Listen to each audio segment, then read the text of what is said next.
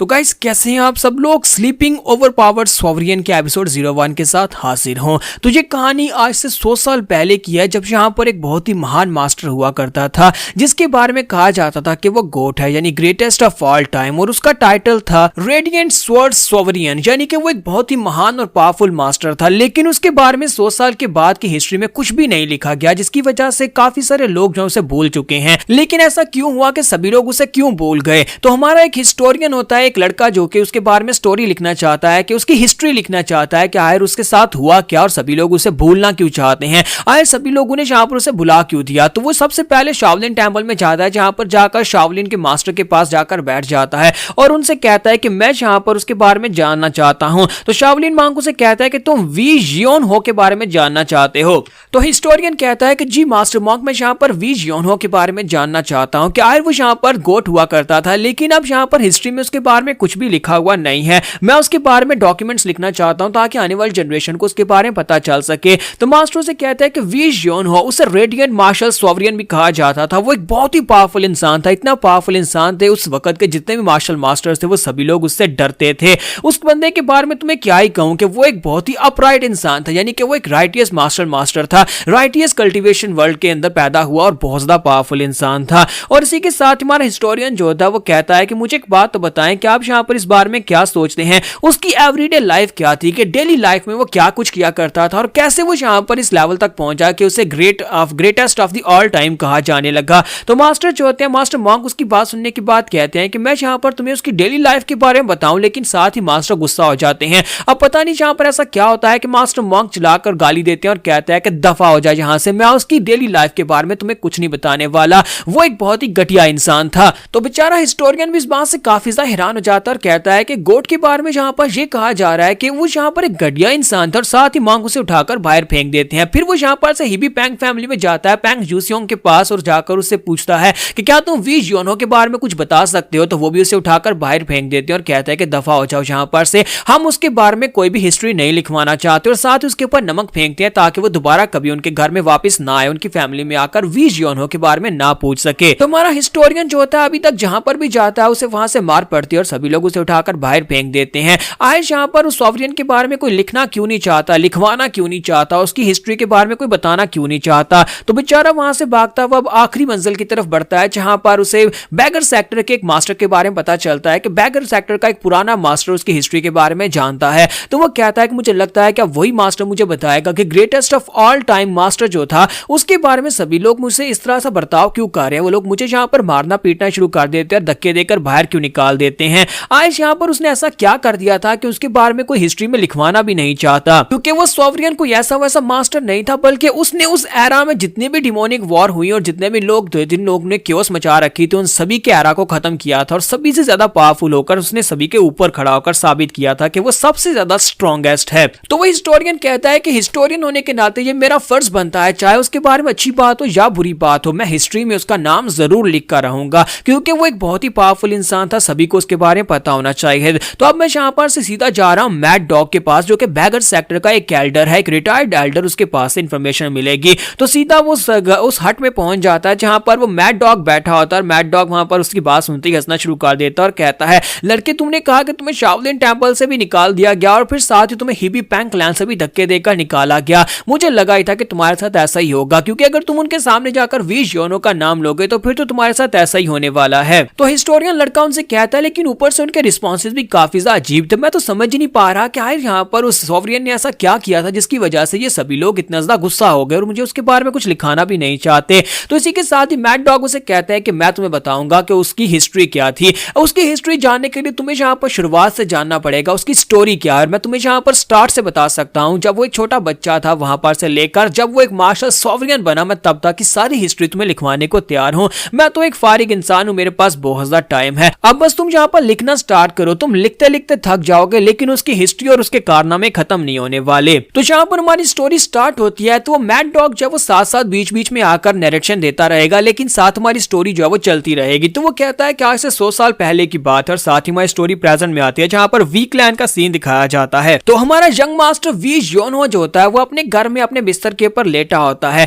तो उस वक्त हमारे वी जियोनो की उम्र जो थी वो 12 साल थी, और अभी तक उसके पास कोई भी मार्शल आर्ट्स नहीं है, यानी उसने कोई मार्शल आर्ट्स आर्ट्स वगैरह नहीं सीखी हुई, वो बस अपने बिस्तर के ऊपर लेटा होता है, वहां पर लेटे लेटे सोच रहा होता है कि मैं दुनिया का सबसे स्ट्रॉन्गेस्ट मार्शल आर्टिस्ट बनना चाहता हूं। और लेटे लेटे वो सोच रहा होता है कि एक स्ट्रॉन्गेस्ट मार्शल आर्टिस्ट बनने के लिए मुझे क्या करना होगा। इस मार्शल दुनिया के अंदर मैं एक मार्शल क्लैन के अंदर पैदा हुआ, जहां पर मेरा अपना भाई इस वक्त एक मार्शल अकेडमी के अंदर जाकर टीचिंग्स ले रहा है, और मेरे फादर भी एक बहुत ही कमाल के मार्शल आर्टिस्ट हैं। और अगर मैं एक वॉरियर बनना चाहता हूं जो कि जहां पर सभी से ऊपर हो, यानी स्ट्रॉन्गेस्ट हो, तो फिर मुझे जहां पर डेली रूटीन बनानी होगी। तो वो एक ऐसे क्लैन में पैदा हुआ था, वी क्लैन जो था उस वक्त सबसे ज्यादा स्ट्रॉन्गेस्ट क्लैन हुआ करता था, उसे ग्रेटेस्ट अंडर द हेवन कहा जाता था, जो उनके क्लैन का टाइटल था। तो इसी के साथ ही वो कहता है कि मुझे इस बात के ऊपर चलने के लिए बहुत ज्यादा मेहनत करना पड़ेगी, इतनी मेहनत कि मेरे हाथों के ऊपर छाले पड़ जाए, मुझे यहाँ पर हर वक्त ट्रेनिंग करनी होगी, सुबह से शाम तक मुझे ट्रेनिंग करनी पड़ेगी। तो वहीं पर लेटे लेटे वो सारे का सारा हिसाब लगा रहा था और कहता है कि हाँ, चाहे कुछ भी हो जाए, अब मैं जहाँ पर काफी ज्यादा गिफ्टेड हूँ, यानी कि मैं जहाँ पर बहुत ही जल्दी से मार्शल आर्ट्स को सीख लूंगा, क्योंकि मैं एक मार्शल क्लैन के अंदर पैदा हुआ, मेरे डैड भी एक मार्शल आर्टिस्ट हैं।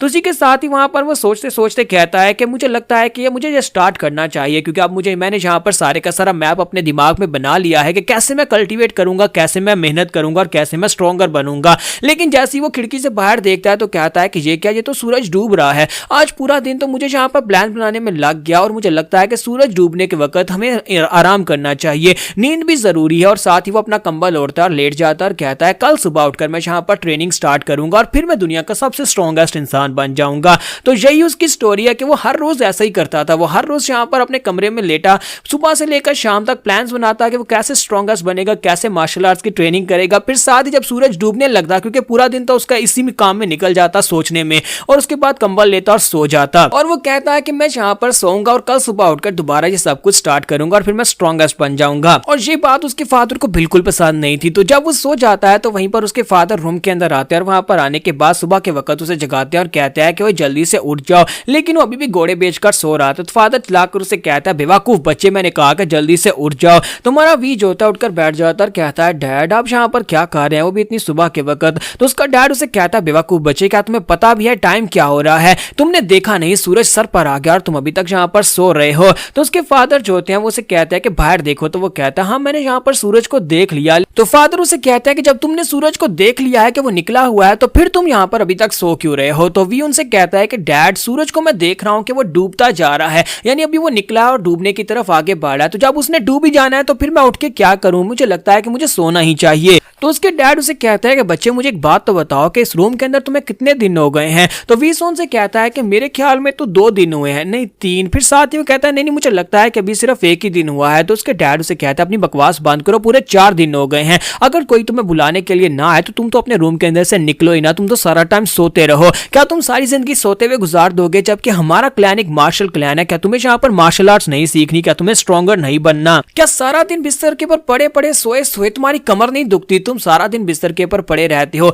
अगर एक मोटा बियर भी इस तरह बिस्तर के ऊपर पड़ा रहेगा तो मुझे लगता है कि उसकी कमर भी यहाँ पर थक जाएगी और वो भी उठकर खाना खाने के लिए चला जाएगा, लेकिन तुम सारा दिन बिस्तर पर पड़े रहते हो। तो वीसो उनसे कहता है लेकिन डैड मैं यहाँ पर उठ भी तो जाता हूँ और उठ के बाद मैं यहाँ पर थोड़ी देर बैठता हूँ, फिर मैं सो जाता हूँ। तब उसके डैड जो होते हैं वो काफी ज्यादा गुस्सा करते हैं और उसे कहते हैं कि मुझे बताओ कि क्या तुम यहाँ पर ट्रेनिंग करोगे या फिर नहीं। तो वो कहता है अच्छा ठीक है डैड, मैं असल में यहाँ पर ट्रेनिंग करने के बारे में स्केड्यूल बना रहा था, मैं प्लान्स बना रहा था कि कैसे मैं यहाँ पर ट्रेनिंग करके अपने आप को स्ट्रॉन्ग बना सकता हूँ। लेकिन जब मैं यहाँ पर अपना ट्रेनिंग का पूरा प्लान बना लेता हूँ तो उसके बाद मैं देखता हूँ कि सूरज डूब रहा है, और आप ही तो कहते हैं कि सूरज डूबने के बाद हमें आराम करना चाहिए, और जब सूरज डूब जाता है तो फिर मैं आराम करने के लिए सो जाता हूँ। तो उसके फादर उसका ये लॉजिक सुनने के बाद बहुत ज्यादा गुस्सा हो जाते हैं और वहीं पर से बैट उठाते हैं और कहता है कमीने कहीं कि मैं तुम्हें मार डालूंगा, तुम आखिर अपने बड़े भाई की तरह क्यों नहीं हो। और इसी के साथ ही वो बेचारा वहीं पर उल्टा गिर जाता है और कहता है कि डैड ऐसा मत करें, मुझे यहाँ पर बिस्तर को फिर से लगाना पड़ेगा, पूरा बिस्तर फिर से सेट करना पड़ेगा। तो यहाँ पर हम लोग अपनी एपिसोड 01 का एंड करेंगे और हम लोग देखेंगे कि आखिर हमारा हीरो यहाँ पर ग्रेटेस्ट ऑफ ऑल टाइम बना कैसे, वो यहाँ पर ओवर पावर्ड कैसे हो गया,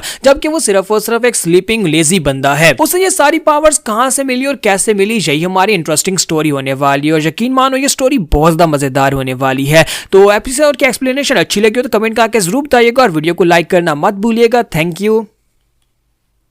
तो गाइस कैसे हैं आप सब लोग। एसओएस के एपिसोड 02 के साथ हाजिर हों। तो गाइस अगर आप मेरे चैनल के ऊपर नए और अभी तक आपने चैनल को सब्सक्राइब नहीं किया हुआ तो जल्दी से चैनल को सब्सक्राइब कर दो और वीडियो के ऊपर लाइक करना मत भूलना। तो इस एपिसोड की शुरुआत में मास्टर वी गॉन्ग को दिखाता है कि वो अपने ऑफिस में जाकर बैठे होते हैं, काफी ज्यादा परेशान होते हैं अपने छोटे बेटे वी को लेकर। तो इसी के साथ उनका जो एक एडमिनिस्ट्रेटर होता है वो उनसे कहता है कि मुझे लगता है कि आप सेकंड यंग मास्टर को लेकर काफी ज्यादा परेशान है, हर बार आपकी परेशानी की वजह वही बनता है। तो फादर उसे कहता है कि मैं और यहाँ पर क्या करूं, इस फैमिली में सिर्फ एक वही ऐसा बेकार बच्चा है जिसको लेकर मैं हर वक्त चिंतित रहता हूं। तो वो उनसे कहता है सर वो भी बच्चा है, मुझे लगता है कि जब वो बड़ा होगा मैच्योर हो जाएगा और वो भी समझदार हो जाएगा। तो मास्टर वी गॉन्ग से कहते हैं कि और कितना बड़ा होगा, हाथी जितना बड़ा तो वो हो गया है और तुम चाहते हो कि वो और ज्यादा बड़ा और उसके बाद समझदार होगा। लगता है कि ये मेरी ही गलती है। और इसी के साथ ही वो अपनी स्टोरी बताता है कि जब उसका बच्चा जो था वो सिर्फ 3 साल का था, यानी यंग मास्टर भी 3 साल का था, उस वक्त ये अपने आप को स्ट्रॉन्गर बनाने के लिए, अपनी तलवारबाजी की टेक्निक को बेहतर बनाने के लिए एक जर्नी के ऊपर चला गया था ताकि दूसरे मास्टर्स के साथ फाइट करके अपने आप को स्ट्रॉन्गर बना सके। तो उसे लगा कि वो सिर्फ 2-3 साल के अरसे में वापिस आ जाएगा, लेकिन वहां पर जाने के बाद उसे एक बहुत ही लंबा समय लग गया।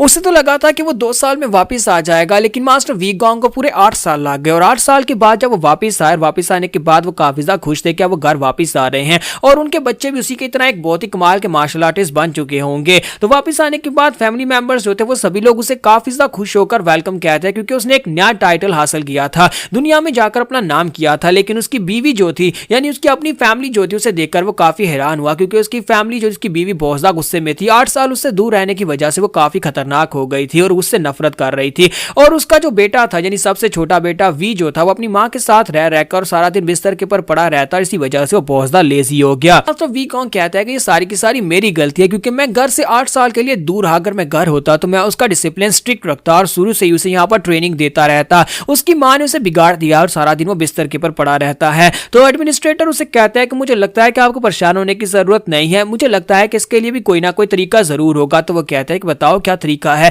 तो मास्टर जो बैंग उसे कहता है कि मेरे पास एक बहुत ही कमाल का आइडिया है, क्योंकि वो वापस आने वाला है। तो वो उसे कहता है क्या फर्स्ट यंग मास्टर? तो वो कहता है हाँ जी, फर्स्ट यंग मास्टर वापस आने वाले, और मुझे लगता है इस दुनिया में आपका छोटा बेटा जो है वो एक ही बंदे से डरता है, और हमारा फर्स्ट यंग मास्टर 20 सानहो है, वो सिर्फ 20 सानहो से ही डरता है। तो फादर जी बात सुनते ही काफी ज्यादा खुश हो जाते हैं और कहते हैं ये तो बहुत ही अच्छी बात है, बताओ वो कब आने वाला है। तो वो कहता है कि वो आज यहाँ पर वापस आने वाला है, मुझे अकेडमी से लेटर मिला था, उसने बताया था कि वो आज ही वापस आ जाएगा। तो ये बात सुनते ही फादर बहुत ज्यादा खुश हो जाते हैं और कहते हैं कि वी जॉन हो, तुम्हें सीधा करने के लिए तुम्हारा बड़ा भाई वापस आ रहा है, अब मैं देखता हूँ तुम कैसे यहाँ पर बिस्तर के ऊपर पड़े पड़े सोते हो। तो इसी के साथ ही नेक्स्ट सीन जो होता है हमें रूम के अंदर का दिखाया जाता है, जहां पर हमारा जो सानहो होता है वो अंदर आ जाता है और आकर हमारे जियोनो के पीछे खड़ा हो जाता है। तो जियोनो कहता है कि मुझे अचानक से यहाँ पर चिली सी एनर्जी कहां से महसूस हो रही है, ऐसे लगता है जैसे कोई जाना पहचाना बंदा मेरे पीछे खड़ा हो। तो पीछे घूमकर देखता है तो उसका बड़ा भाई वहां पर पीछे खड़ा होता है। तो वो कहता है ब्रदर सानहो जी यहाँ पर कब आ गया, ये तो अकेडमी में गया था मार्शल आर्ट सीखने के लिए। तो वो काफी से घबरा जाता है और कहता है कि ब्रदर तुम यहाँ पर क्या कर रहे हो।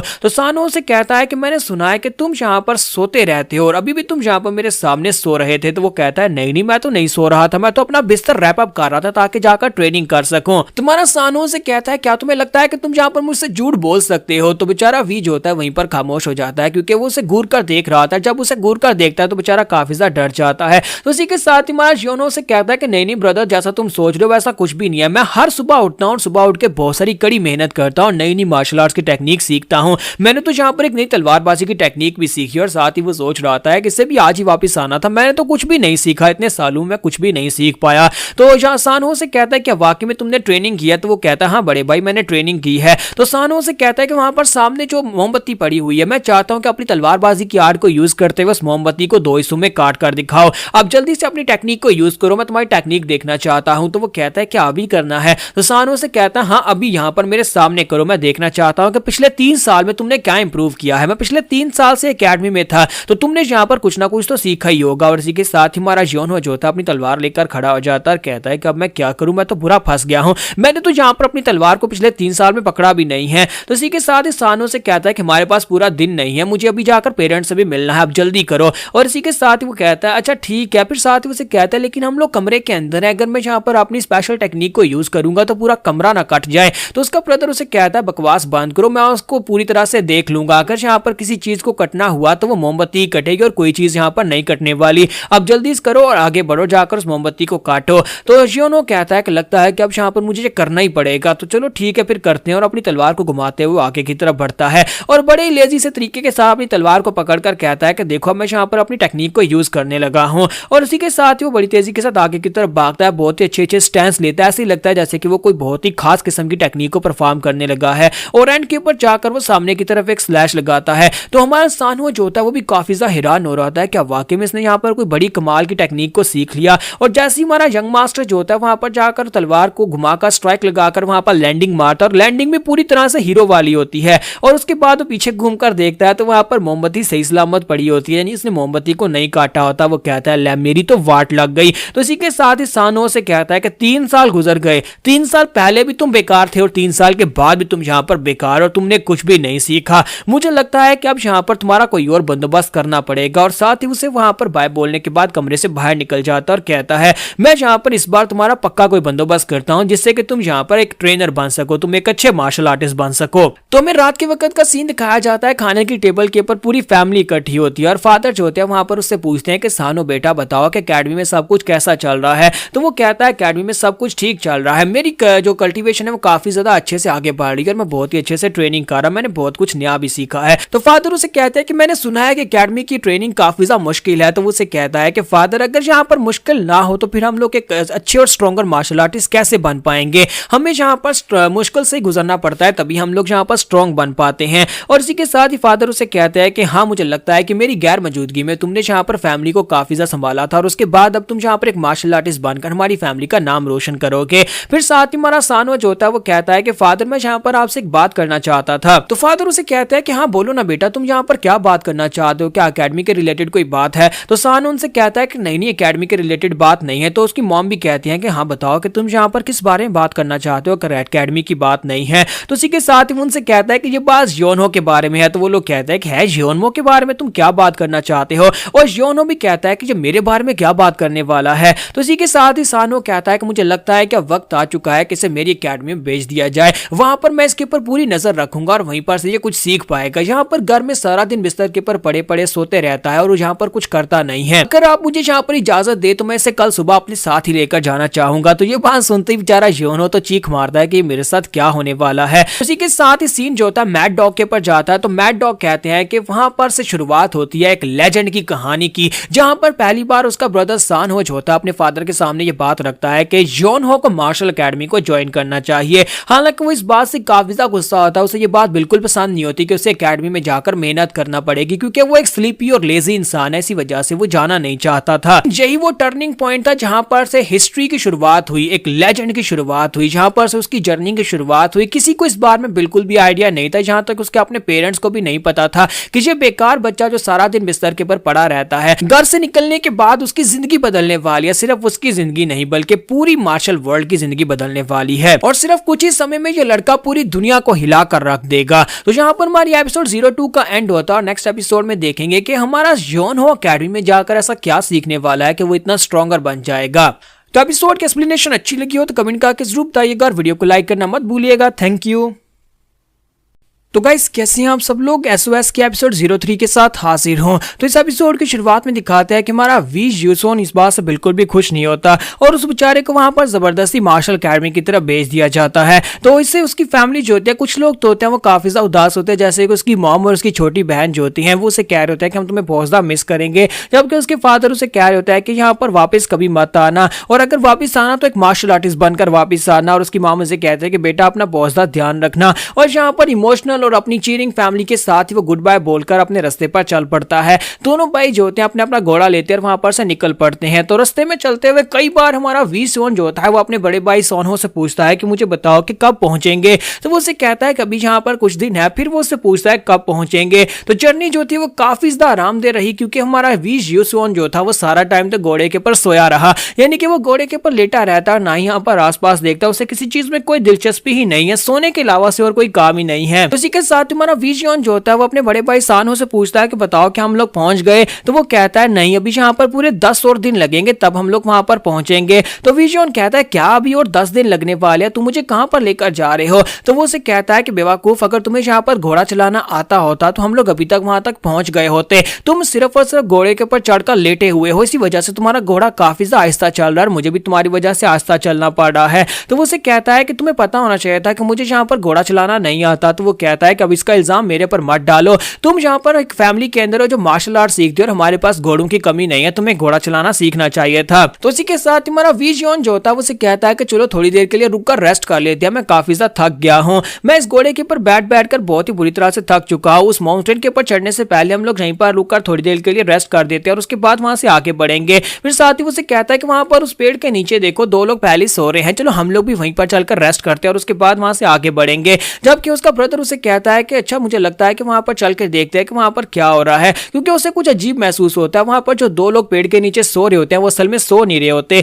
तो अपने घोड़े को वहीं पर रोकता है और उसे कहता है कि यहीं पर रुकना। तो वी उसे कहता है क्या हो गया, तुम कहां पर जा रहे हो? तो सानो उसे कहता है कि यहीं पर रुको, मुझे जाकर देखने दो, और वो आगे जाकर चेक करता है तो वो दोनों लोग मर चुके होते हैं। तुम्हारा विजियन जो होता भागता हुआ उसके पास आता और कहता है कि तुम क्या कर रहे हो, इन लोगों के पास से क्या ले रहे हो, क्या ये लोग इतनी गहरी नींद सो रहे हैं? तो वो उसे कहता है कि हम लोग लेट हो गए, ये तो पहले मर चुके हैं। तुम्हारा विजियन जो होता है जैसे भी ये बात सुनता है वो कहता है क्या ये लोग मर चुके हैं? और वो एक जोरदार चीख मारता और कहता है कि तुम मुझे यहाँ पर डेड बॉडीज में कहां ले आए हो, ये दुनिया तो बहुत ज्यादा खतरनाक है। तो उसका ब्रदर उसे कहता है कि जरा गौर से यहाँ पर देखो, चुप रहो, और उसे कपड़ों के नीचे से यानी उसकी चेस्ट के ऊपर से कपड़ा हटाता है तो वहां पर एक फ्लावर का निशान होता है। तो उसे कहता है कि इसे यहाँ पर पॉइजनस पाम के साथ मारा गया है, ये एक बहुत ही खास किस्म की टेक्निक है जिसे फ्लावर इंडल्जिंग पाम टेक्निक कहा जाता है। तो हमारा जियोन उसे कहता है कि इस बात का क्या मतलब है, मैंने कभी इस टेक्निक के बारे में नहीं सुना। तो उसे कहता है कि इस टेक्निक को कभी क्रिम्सन फ्लावर पाम कहा जाता था, लेकिन ये काम जो है आजकल यहाँ पर एक बहुत ही खास किस्म का क्रिमिनल है जो कि रेपिस्ट है, वो लड़कियों को ढूंढता है, उनको पकड़ता है, उनका रेप करता है और उसके बाद इसी टेक्निक के साथ उनको मार डालता है। हमने इस एरिया में काफी सारी ऐसी डेड बॉडीज देखी हैं जिनमें से कुछ ऐसे लोग थे जिनको उसने मार दिया था इसी टेक्निक के साथ। इसी वजह से इस टेक्निक का नाम चेंज करके इसे यहाँ पर फ्लावरिंग इंडल्जिंग टेक्निक रख दिया गया। तुम्हारा जियोनो से कहता है कि अब तुम ये कहना चाहते हो कि एक थर्की रेपिस्ट जहाँ पर आसपास घूम रहा है और हम लोग उस जगह के पर खड़े हैं जहाँ पर वो दो लोगों को मार कर गया है। तो सानो से कहता है कि अब जबकि वो यहाँ पर इन लोगों को मार कर गया है, इसका मतलब यह है कि इनके साथ कोई ना कोई लड़की तो जरूर होनी चाहिए। हो सकता है कि यहाँ पर कोई लड़की खतरे में हो, इनके साथ जो लड़की होगी वो उसे उठाकर ले गया होगा और इन दोनों को उसने मार दिया है। मुझे जाकर उसे ढूंढना ही होगा, मुझे जल्दी से जल्दी जाकर उस लड़की को ढूंढना है ताकि उसे बचाया जा सके। तो इसी के साथ ही वो जियोनो से कहता है कि जियोनो तुम्हें यहीं पर रुकना होगा, मैं जल्दी से जाता हूँ, जाकर माउंटेन को सर्च करके आता हूँ और देखता हूँ कि वो कहाँ पर है, अगर वो मुझे मिल गया तो मैं लड़की को बचा लूंगा। तो वह जियोनो जो था बेचारा पीछे ही रह जाता है, जबकि उसका भाई जो था बड़ी तेजी के साथ अपनी कीगोंग को यूज करते वहां पर से आगे चला जाता है।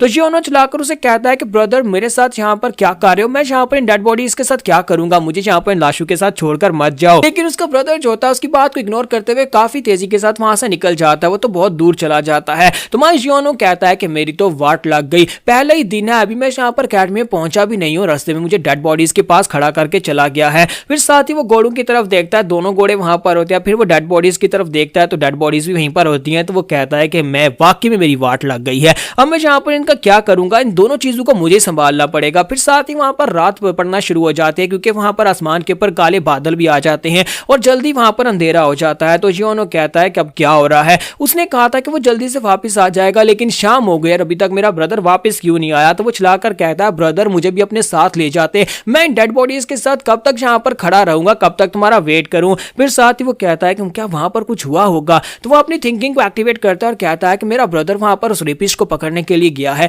कहीं ऐसा तो नहीं है उसके साथ उसकी फाइट हो रही होगी और वो बेचारा जख्मी हो गया होगा, क्या मुझे उसके पीछे जाना चाहिए, क्या मैं वहां पर जाकर उसे बचा पाऊंगा, अगर मैं वहां पर जाऊंगा तो रेपिस्ट ने मेरा रेप कर दिया तो फिर क्या होगा। और इसी के साथ ही वहां पर तेज हवा चलना शुरू हो जाती है। तो वो कहता है कि मुझे लगता है कि मुझे यहाँ पर कुछ ना कुछ तो करना चाहिए, अब मैं यहाँ पर क्या करूं, मैं यहाँ पर इस जगह के पर खड़ा रहा तो फिर कोई ना कोई वुल्फ या फिर टाइगर निकल आएगा और मुझे आकर खा जाएगा, मुझे कोई सेफ जगह ढूंढनी होगी। फिर साथ ही बिजली चमकती है और इसी के साथ ही बारिश होना शुरू हो जाती है। तो वो कहता है कि लो मेरी और भी वाट लग गई, अब तो यहाँ पर बारिश होना भी शुरू हो गई है, यही होना रह गया था, मैं क्या करूं, और दोनों डेड बॉडीज भी मेरे साथ ही, अब मैं यहाँ पर इस बारिश में आगे कैसे बढ़ूंगा, ना तो मैं कोई गड्ढा खोदकर यहाँ पर इन दोनों डेड बॉडीज को दफना सकता हूँ क्योंकि बारिश हो रही है, और ना ही मैं यहाँ पर इस जगह के पर रुक सकता हूँ, मुझे बारिश में भीगकर बीमार नहीं होना। तो वो कहता है कि चलो मुझे हिम्मत करो आगे बढ़ना होगा, इस माउंटेन के ऊपर कोई केव ढूंढते हैं। तो वो दोनों डेड बॉडीज को दोनों घोड़ों के ऊपर लाता और घोड़ों को धक्का देकर आगे की तरफ बढ़ा रहा था क्योंकि उसे भी यहाँ पर घोड़ा चलाना नहीं आता, उसे नहीं पता कि घोड़े को कैसे हाँकते हैं। वो घोड़े को पीछे से धक्का लगा रहा था और घोड़े को माउंटेन के ऊपर चढ़ाने की कोशिश कर रहा था और चला चला कर कह रहा था बेवकूफ गधे कहीं के, आगे क्यों नहीं बढ़ रहे, तुम्हें यहाँ पर और कितना जोर लगाऊं, तुम आगे क्यों नहीं जा रहे, हमें किसी सेफ जगह पर जाना है, तुम्हें तो बारिश से फर्क नहीं पड़ता लेकिन मेरे कपड़े गीले हो गए तो मैं बीमार हो जाऊंगा और फिर मैं बीमार हो गया तो फिर मैं यहाँ पर सो नहीं पाऊंगा, अब मैं यहाँ पर क्या करूं, तुम बेवकूफ घोड़े यहाँ पर गधे से भी ज्यादा बुरे हो, तुम तो सुन ही नहीं रहे। और इसी के साथ ही वो कहता है कि मुझे यहाँ पर और जोर लगाना पड़ेगा, ये घोड़े इस तरह से नहीं मानने वाले। तो जैसे ही वो थोड़ा सा और जोर लगाता है तो घोड़ा गुस्सा हो जाता है और इसी के साथ ही हमारा घोड़ा जो होता है वहां पर उसकी तरफ देखकर नींग करता है और साथ ही वहां पर उसे किक दे मारता है। तो जैसे ही वो घोड़ा जो होता है उसे वहां पर किक मारता है तो हमारा वीसोन जो होता है वो पीछे की तरफ गिर जाता है और इसी के साथ ही वहां पर पीछे क्लिफ होता है और यानी पीछे खाई होती है। तो हमारा विशियोन कहता है कमीना घोड़ा कहीं का, मैं इसे ऊपर चढ़ा रहा था और उसने मुझे धक्का दे दिया और वहां पर से लुढ़कता हुआ सीधा वो खाई के अंदर धड़ाम करके गिर जाता है। क्योंकि वहां पर काफी सारी झाड़ियां थी, इसी वजह से किसी को शायद पता नहीं होगा कि वहां पर एक अंडरग्राउंड केव होती है। तो जैसे ही वो उसके अंदर गिरता है तो गिरने के बाद वो कहता है मैं यहाँ पर कौन सी जगह पर आ गया हूँ, ये कैसी जगह है। लेकिन वहां पर उसके ऊपर बारिश नहीं पड़ रही होती। तो वो कहता है ये क्या, यहाँ पर तो बारिश नहीं हो रही, इसका मतलब यह है कि मैं किसी केव के अंदर आ गया हूँ। तो इसका मतलब यह है कि एक सेफ जगह है, यानी कि मैं एक सेफ जगह के ऊपर आ गया हूँ। मैं इसी केव को तो यहाँ पर ढूंढ रहा था। और वो बहुत ज्यादा खुश हो जाता है और कहता है कि लगता है कि किस्मत की देवी मेरे पर काफी ज्यादा मेहरबान है। और इसी के साथ उसके घोड़े भी वहां पर आ जाते हैं। तो वो कहता है लोग घोड़े भी यहाँ पर आ गए हैं, तो अच्छी बात है कि जो मेरे पीछे यहाँ पर आ गए। तो वो दोनों घोड़ों की रस्सी वहां पर पत्थर के साथ बांध देता और कहता है अब जबकि मैंने यहाँ पर इनको बांध दिया और ब्रदर अभी तक वापस नहीं आया तो फिर चलो यहाँ पर थोड़ी देर के लिए सो लेते हैं। तो हमारा विशियोन जो होता है वहां पर बाहर एक लकड़ी के साथ एक व्हाइट कलर के कपड़े को लटका देता और कहता है कि मेरा ब्रदर यहाँ पर आएगा तो वो इस मार्क को देखकर अंदर आ जाएगा, तब तक मैं यहाँ पर सो लेता हूँ। और इसी के साथ ही हमारा विशियोन जो होता है वहीं पर उसी केव के अंदर ही सो जाता है और कहता है कि पता नहीं कितना समय लगने वाला है। और जैसे ही वहां पर वो सोता है तो वो घोड़े बेचकर सो जाता है। सोने के बाद वो कहता है कि अब मैं यहाँ पर क्या करूं, मुझे थोड़ी सी परेशानी हो रही है कि ब्रदर कहां पर होगा और उसकी क्या हालत होगी। लेकिन साथ ही वो कहता है कि मेरा ब्रदर काफी ज्यादा स्ट्रॉन्ग है, छोड़ो उसको, मुझे तो यहाँ पर नींद के मजे लेने दो। और जब वो वहां पर सो जाता है तो वो कुछ ज्यादा ही गहरी नींद सो जाता है, इतनी गहरी नींद सो जाता है कि उसके घोड़े जो होते हैं वो अपनी रस्सी खुलवाकर वहां पर से चले जाते हैं। घोड़ों के वहां पर चले जाने के बाद अगले दिन सुबह होती है, सूरज निकलता है लेकिन वो फिर से सो रहा होता है और वहीं पर सोए सोए फिर से उसे रात हो जाती है। और यहाँ पर वो इतना सोता है कि अगले दिन फिर वहां पर सुबह हो जाती है और साथ ही वहां पर लाइट चमकना शुरू हो जाती है। और सोते सोते वो काफी ज्यादा खुश हो रहा था और कहता है कि ये लाइटनिंग कहां से आ रही है, मुझे तो काफी अच्छी लाइट आ रही है। और साथ ही वहीं पर सोते सोते उसकी बॉडी हवा में उड़ना शुरू हो जाती है, क्योंकि वो लाइट जो होती है वो रोशनी जो होती है वहां पर एनर्जी होती है जो कि उसे उड़ाकर अपने साथ खींचकर सीधा बड़ी तेजी के साथ उस केव की दीवार की तरफ लेकर जाती है, जहां पर वो दीवार के अंदर जाकर गायब हो जाता है। तो हमारा विशियोन जो होता है वहीं पर उसी दीवार के अंदर चला जाता है, यानी उस केव के अंदर एक खास दीवार होती है और उसके अंदर वो गायब हो जाता है। तो हमारे सोते हुए हीरो को अब यहाँ पर से जो भी पावर्स मिलने वाली हैं वो सारी उसे इसी केव के अंदर से मिलने वाली हैं। और उसे इस केव के अंदर से कौन सी पावर्स मिलेंगी और कैसे मिलेंगी ये हम लोग नेक्स्ट एपिसोड में देख पाएंगे। तो एपिसोड की एक्सप्लेनेशन अच्छी लगी हो तो कमेंट करके जरूर बताइएगा, वीडियो को लाइक करना मत भूलिएगा। Thank you. तो गाइस कैसे हैं आप सब लोग, एसओएस के एपिसोड 04 के साथ हाजिर हो। तो लास्ट एपिसोड के एंड पे हमने देखा था कि हमारा हीरो जो होता है वो सो रहा होता है, सोते सोते वहां पर एक एनर्जी जो होती है उसे खींचकर उस दीवार के अंदर ले जाती है। उसी केव के अंदर एक एनर्जी जो होती है उसे वहां पर खींचते हुए सीधी दीवार के अंदर गायब कर देती है। और जैसे वो दीवार की दूसरी तरफ निकलता है उसे होश आ जाती है और उठकर देखता है, कहता है कि ये कौन सी जगह है, मैं कहां पर आ गया हूं। तो पहले तो हमारा विशियोन जो होता है इस बात से काफी ज्यादा हैरान होता है, पहले वो काफी डरता भी है, फिर साथ ही वो कहता है कि ये कहीं ऐसा तो नहीं है कि मैं यहाँ पर सोते सोते लुढ़कता हुआ इस केव के अंदर बहुत ज्यादा डीपर आ गया हूं, लेकिन मुझे यहाँ पर वो बात दिखाई नहीं दे रही, क्योंकि यहाँ पर रास्ता तो मुझे बिल्कुल भी दिखाई नहीं दे रहा जहां पर से मैं एंटर हुआ था। और इसी के साथ उसे वहां से आवाज आती है, कोई उसे कहता है कि इंसान तुम्हारी किस्मत में लिखा हुआ था। तो इस बात से वो काफी ज्यादा डर जाता है, चिल्लाकर कहता है क्या यहाँ पर कोई भूत है, और बेचारा वहां पर पीछे दीवार के साथ टकरा जाता है। फिर साथ सामने की तरफ देखता और कहता है यहाँ पर किसकी आवाज आई। तो सामने एक एनर्जी का गोला होता है, वो उसे कहता है कि इंसान तुम्हारी किस्मत जो थी वो चमक गई और तुम्हें यहाँ पर जगह के ऊपर लाया गया है ताकि तुम यहाँ पर मेरी रेडियंस वर्ल्ड के सक्सेसर बन सको। अब मैं तुम्हें यहाँ पर दुनिया की सबसे ग्रेटेस्ट मार्शल आर्ट्स की टेक्निक्स देने वाला हूँ। तो हमारा जियोनो कहता है कि ये क्या, ये स्पार्कलिंग लाइट यहाँ पर बात कैसे कर रही है, मुझे लगता है कि कोई ठग यहाँ पर मुझे ठगने की कोशिश कर रहा है। तो इसी के साथ ही वो मास्टर से कहते हैं कि बकवास बंद करो, मेरी बात को ध्यान से सुनो। तुम्हें यहाँ पर एनर्जी का गोला दिखाई दे रहा होगा, क्योंकि मेरे पास यहाँ पर फिजिकल फॉर्म नहीं है, मैं स्पिरिट फॉर्म में, उसी वजह से मैं यहाँ पर इस एनर्जी के गोले से तुमसे बात कर रहा हूँ। असल में यहाँ पर टाइम और स्पेस के बियॉन्ड हूँ, इसी वजह से मैं यहाँ पर फिजिकल फॉर्म में नहीं आ सकता। तो क्या तुम यहाँ पर मेरी टीचिंग्स को लोगे, क्या तुम मेरी इनहेरिटेंस की पावर को लेकर इस दुनिया के ऊपर राज करना चाहोगे। तो इसी के साथ ही विशियोनो जो होता है फिर से वहां पर चीख मारता और कहता है ये तो पक्का एक भूत है। तो मास्टर से कहते हैं कि तुम यहाँ पर डर क्यों रहे हो, मैं तुम्हें पहले भी बताया कि मैं कोई भूत नहीं हूं, मैं सिर्फ और सिर्फ एक आत्मा हूं, यानी कि मैं यहाँ पर पहले मर चुका हूं और मैं तुम्हारा क्या ही बिगाड़ लूंगा, मैं तुम्हारे खिलाफ कुछ भी नहीं कर सकता। इसलिए प्लीज अब यहाँ पर मेरी इनहेरिटेंस की पावर को ले लो। तुम वो इंसान हो जिसकी किस्मत किस्मत में लिखा हुआ था, क्योंकि पिछले कई सौ सालों से यहाँ पर कोई आया ही नहीं है। इसी वजह से मैं यहाँ पर इनहेरिटेंस की पावर तुम्हें देना चाहता हूँ,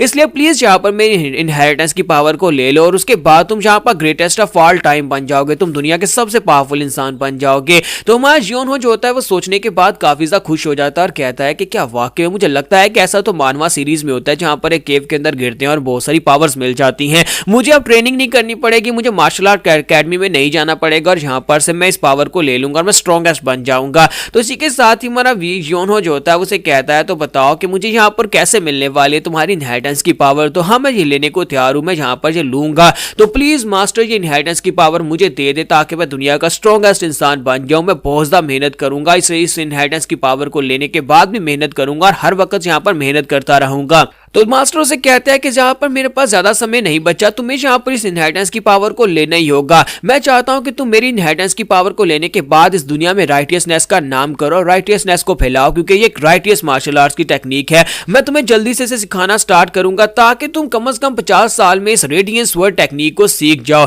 मुझे लगता है कि 50 साल काफी होंगे, तब तक तुम यहाँ पर इसको सीख ही जाओगे। अगर तुम यहाँ पर टैलेंटेड हुए तो हो सकता है कि तुम 40 साल में इसको सीख जाओ, लेकिन मैं यहाँ पर खुद तुम्हें सिखाने वाला हूँ। तो इसी के साथ ही हमारा जियोनो जो होता है जब वहां पर 40 और 50 साल का सुनता है वो कहता है वाट लग गई, इतना अरसा किसके पास है, कहीं ये पागल तो नहीं हो गया। मैं 40 से 50 साल तक इस केव के अंदर रहकर यहाँ पर इसके पास है, ये नहीं सीखने वाला। तो इसी के साथ ही मास्टर से कहता है कि अच्छा ठीक है, यहाँ पर मैं तुम्हें 30 साल में सिखा दूंगा। तो वो कहता है 30 साल तो बहुत ज्यादा है, नहीं मैं ऐसा बिल्कुल भी नहीं चाहता। और इसी के साथ ही वो कहता है मुझे यहाँ पर कोई जरूरी काम याद आ गया, तो मास्टर प्लीज मुझे माफ करिएगा, मैं यहाँ से जा रहा हूँ। यहाँ पर कोई और आएगा तो आप उसको ये वाली इनहेरिटेंस की पावर दे देना, मुझे इनहेरिटेंस की पावर नहीं चाहिए। तो ये बात सुनते ही मास्टर थोड़ी देर के लिए खामोश हो जाता है, फिर साथ ही चिल्लाकर कहता है ये क्या बकवास कर रहे हो, तुम्हारी किस्मत खुली और तुम्हें यहाँ पर दुनिया की सबसे बेहतरीन मार्शल आर्ट्स मिल रही है और तुम कह रहे हो कि तुम्हें ये नहीं चाहिए। तो वी जियोनो उनसे कहता है कि मुझे लगता है कि अगले 30 साल के लिए मैं बिस्तर में सोना पसंद करूंगा, बजाय इसके कि मैं 30 साल के लिए यहाँ पर प्रैक्टिस करता रहूं, यानी कि मैं प्रैक्टिस करने के बाद सीधा बुढ़ा हो जाऊंगा, तो फायदा ही क्या ऐसी मार्शल आर्ट्स का। यहीं पर से फिर से हमारा मैड डॉग जो होता है बीच में आता है और कहता है कि वो मीटिंग जो थी, यानी कि वहां पर उस लड़के ने जो उस मास्टर के साथ जो कि उसके सामने स्पिरिट फॉर्म में अपीयर हुए थे,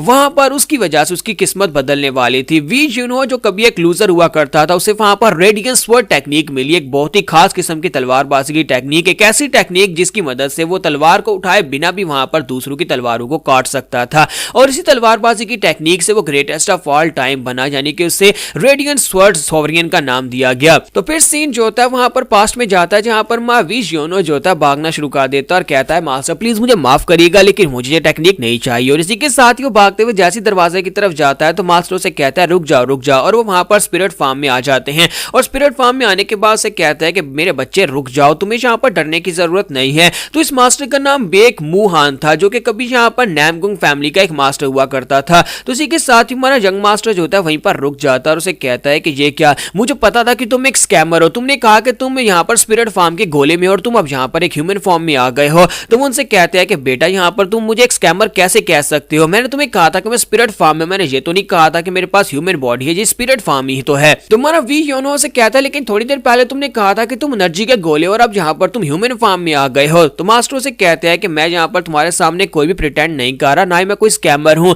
ये भी एक स्पिरिट फार्म ही है, यानी कि मैं यहाँ पर तुम्हारे सामने स्पिरिट फार्म में इसलिए आया हूँ कि तुम यहाँ से भागकर ना जाओ और तुम मेरी इनहेरिटेंस की पावर को लेकर जाओ, प्लीज यहाँ पर मेरी इनहेरिटेंस की पावर को ले लो। तो वी जियोनो से कहता है कि ऐसा तो बिल्कुल भी नहीं हो सकता कि तुम्हारी स्पिरिट जो है बॉडी से निकल गई या फिर तुम्हारी आत्मा यहाँ पर रह गई और तुम्हारी बॉडी जहाँ से चली गई। और इसी के साथ ही वी जियोनो जो होता है वो जल्दी से जंप करते हुए आके पड़ता है, उसके मुंह के पर पंच मारता है, लेकिन क्योंकि वो स्पिरिट फॉर्म होती है इसी वजह से वो पीछे की तरफ गिर जाता है। तो मास्टर से कहते हैं कि ये तुम कर क्या रहे हो। तो वो कहता है मैं चेक कर रहा हूँ कि तुम वाकई में एक स्पिरिट फॉर्म में हो या फिर तुम एक भूत हो। फिर साथ ही वो जलाकर कहता है तुम तो वाकई में एक भूत हो, क्योंकि तुम्हारी बॉडी के आर पार मेरा हाथ हो गया, तुम एक भूत हो। तो वो से कहता है कि बच्चे तुम्हें कितनी बार बताऊं कि मैं यहाँ पर एक रेजिडुअल सोल हूँ, यानी कि मेरी बॉडी जो है वो डिस्ट्रॉय हो चुकी है, मैं मर चुका हूँ, लेकिन मेरी आत्मा का एक छोटा सा हिस्सा यहाँ पर है, ताकि मैं अपने लिए एक सक्सेसर ढूंढकर उसे यहाँ पर अपनी इनहेरिटेंस की पावर दे सकूं और उसके बाद मेरी आत्मा भी यहाँ पर से चली जाएगी। तो वी जियोनो से कहता है लेकिन जो भी हो, जब आत्मा पीछे रह जाती है तो हम उसे भूत ही तो कहते हैं। मास्टर बेग फिर से जलाकर उसे कहता है अपनी बकवास बंद करो, कितनी बार कहूं कि मैं कोई भूत नहीं हूँ।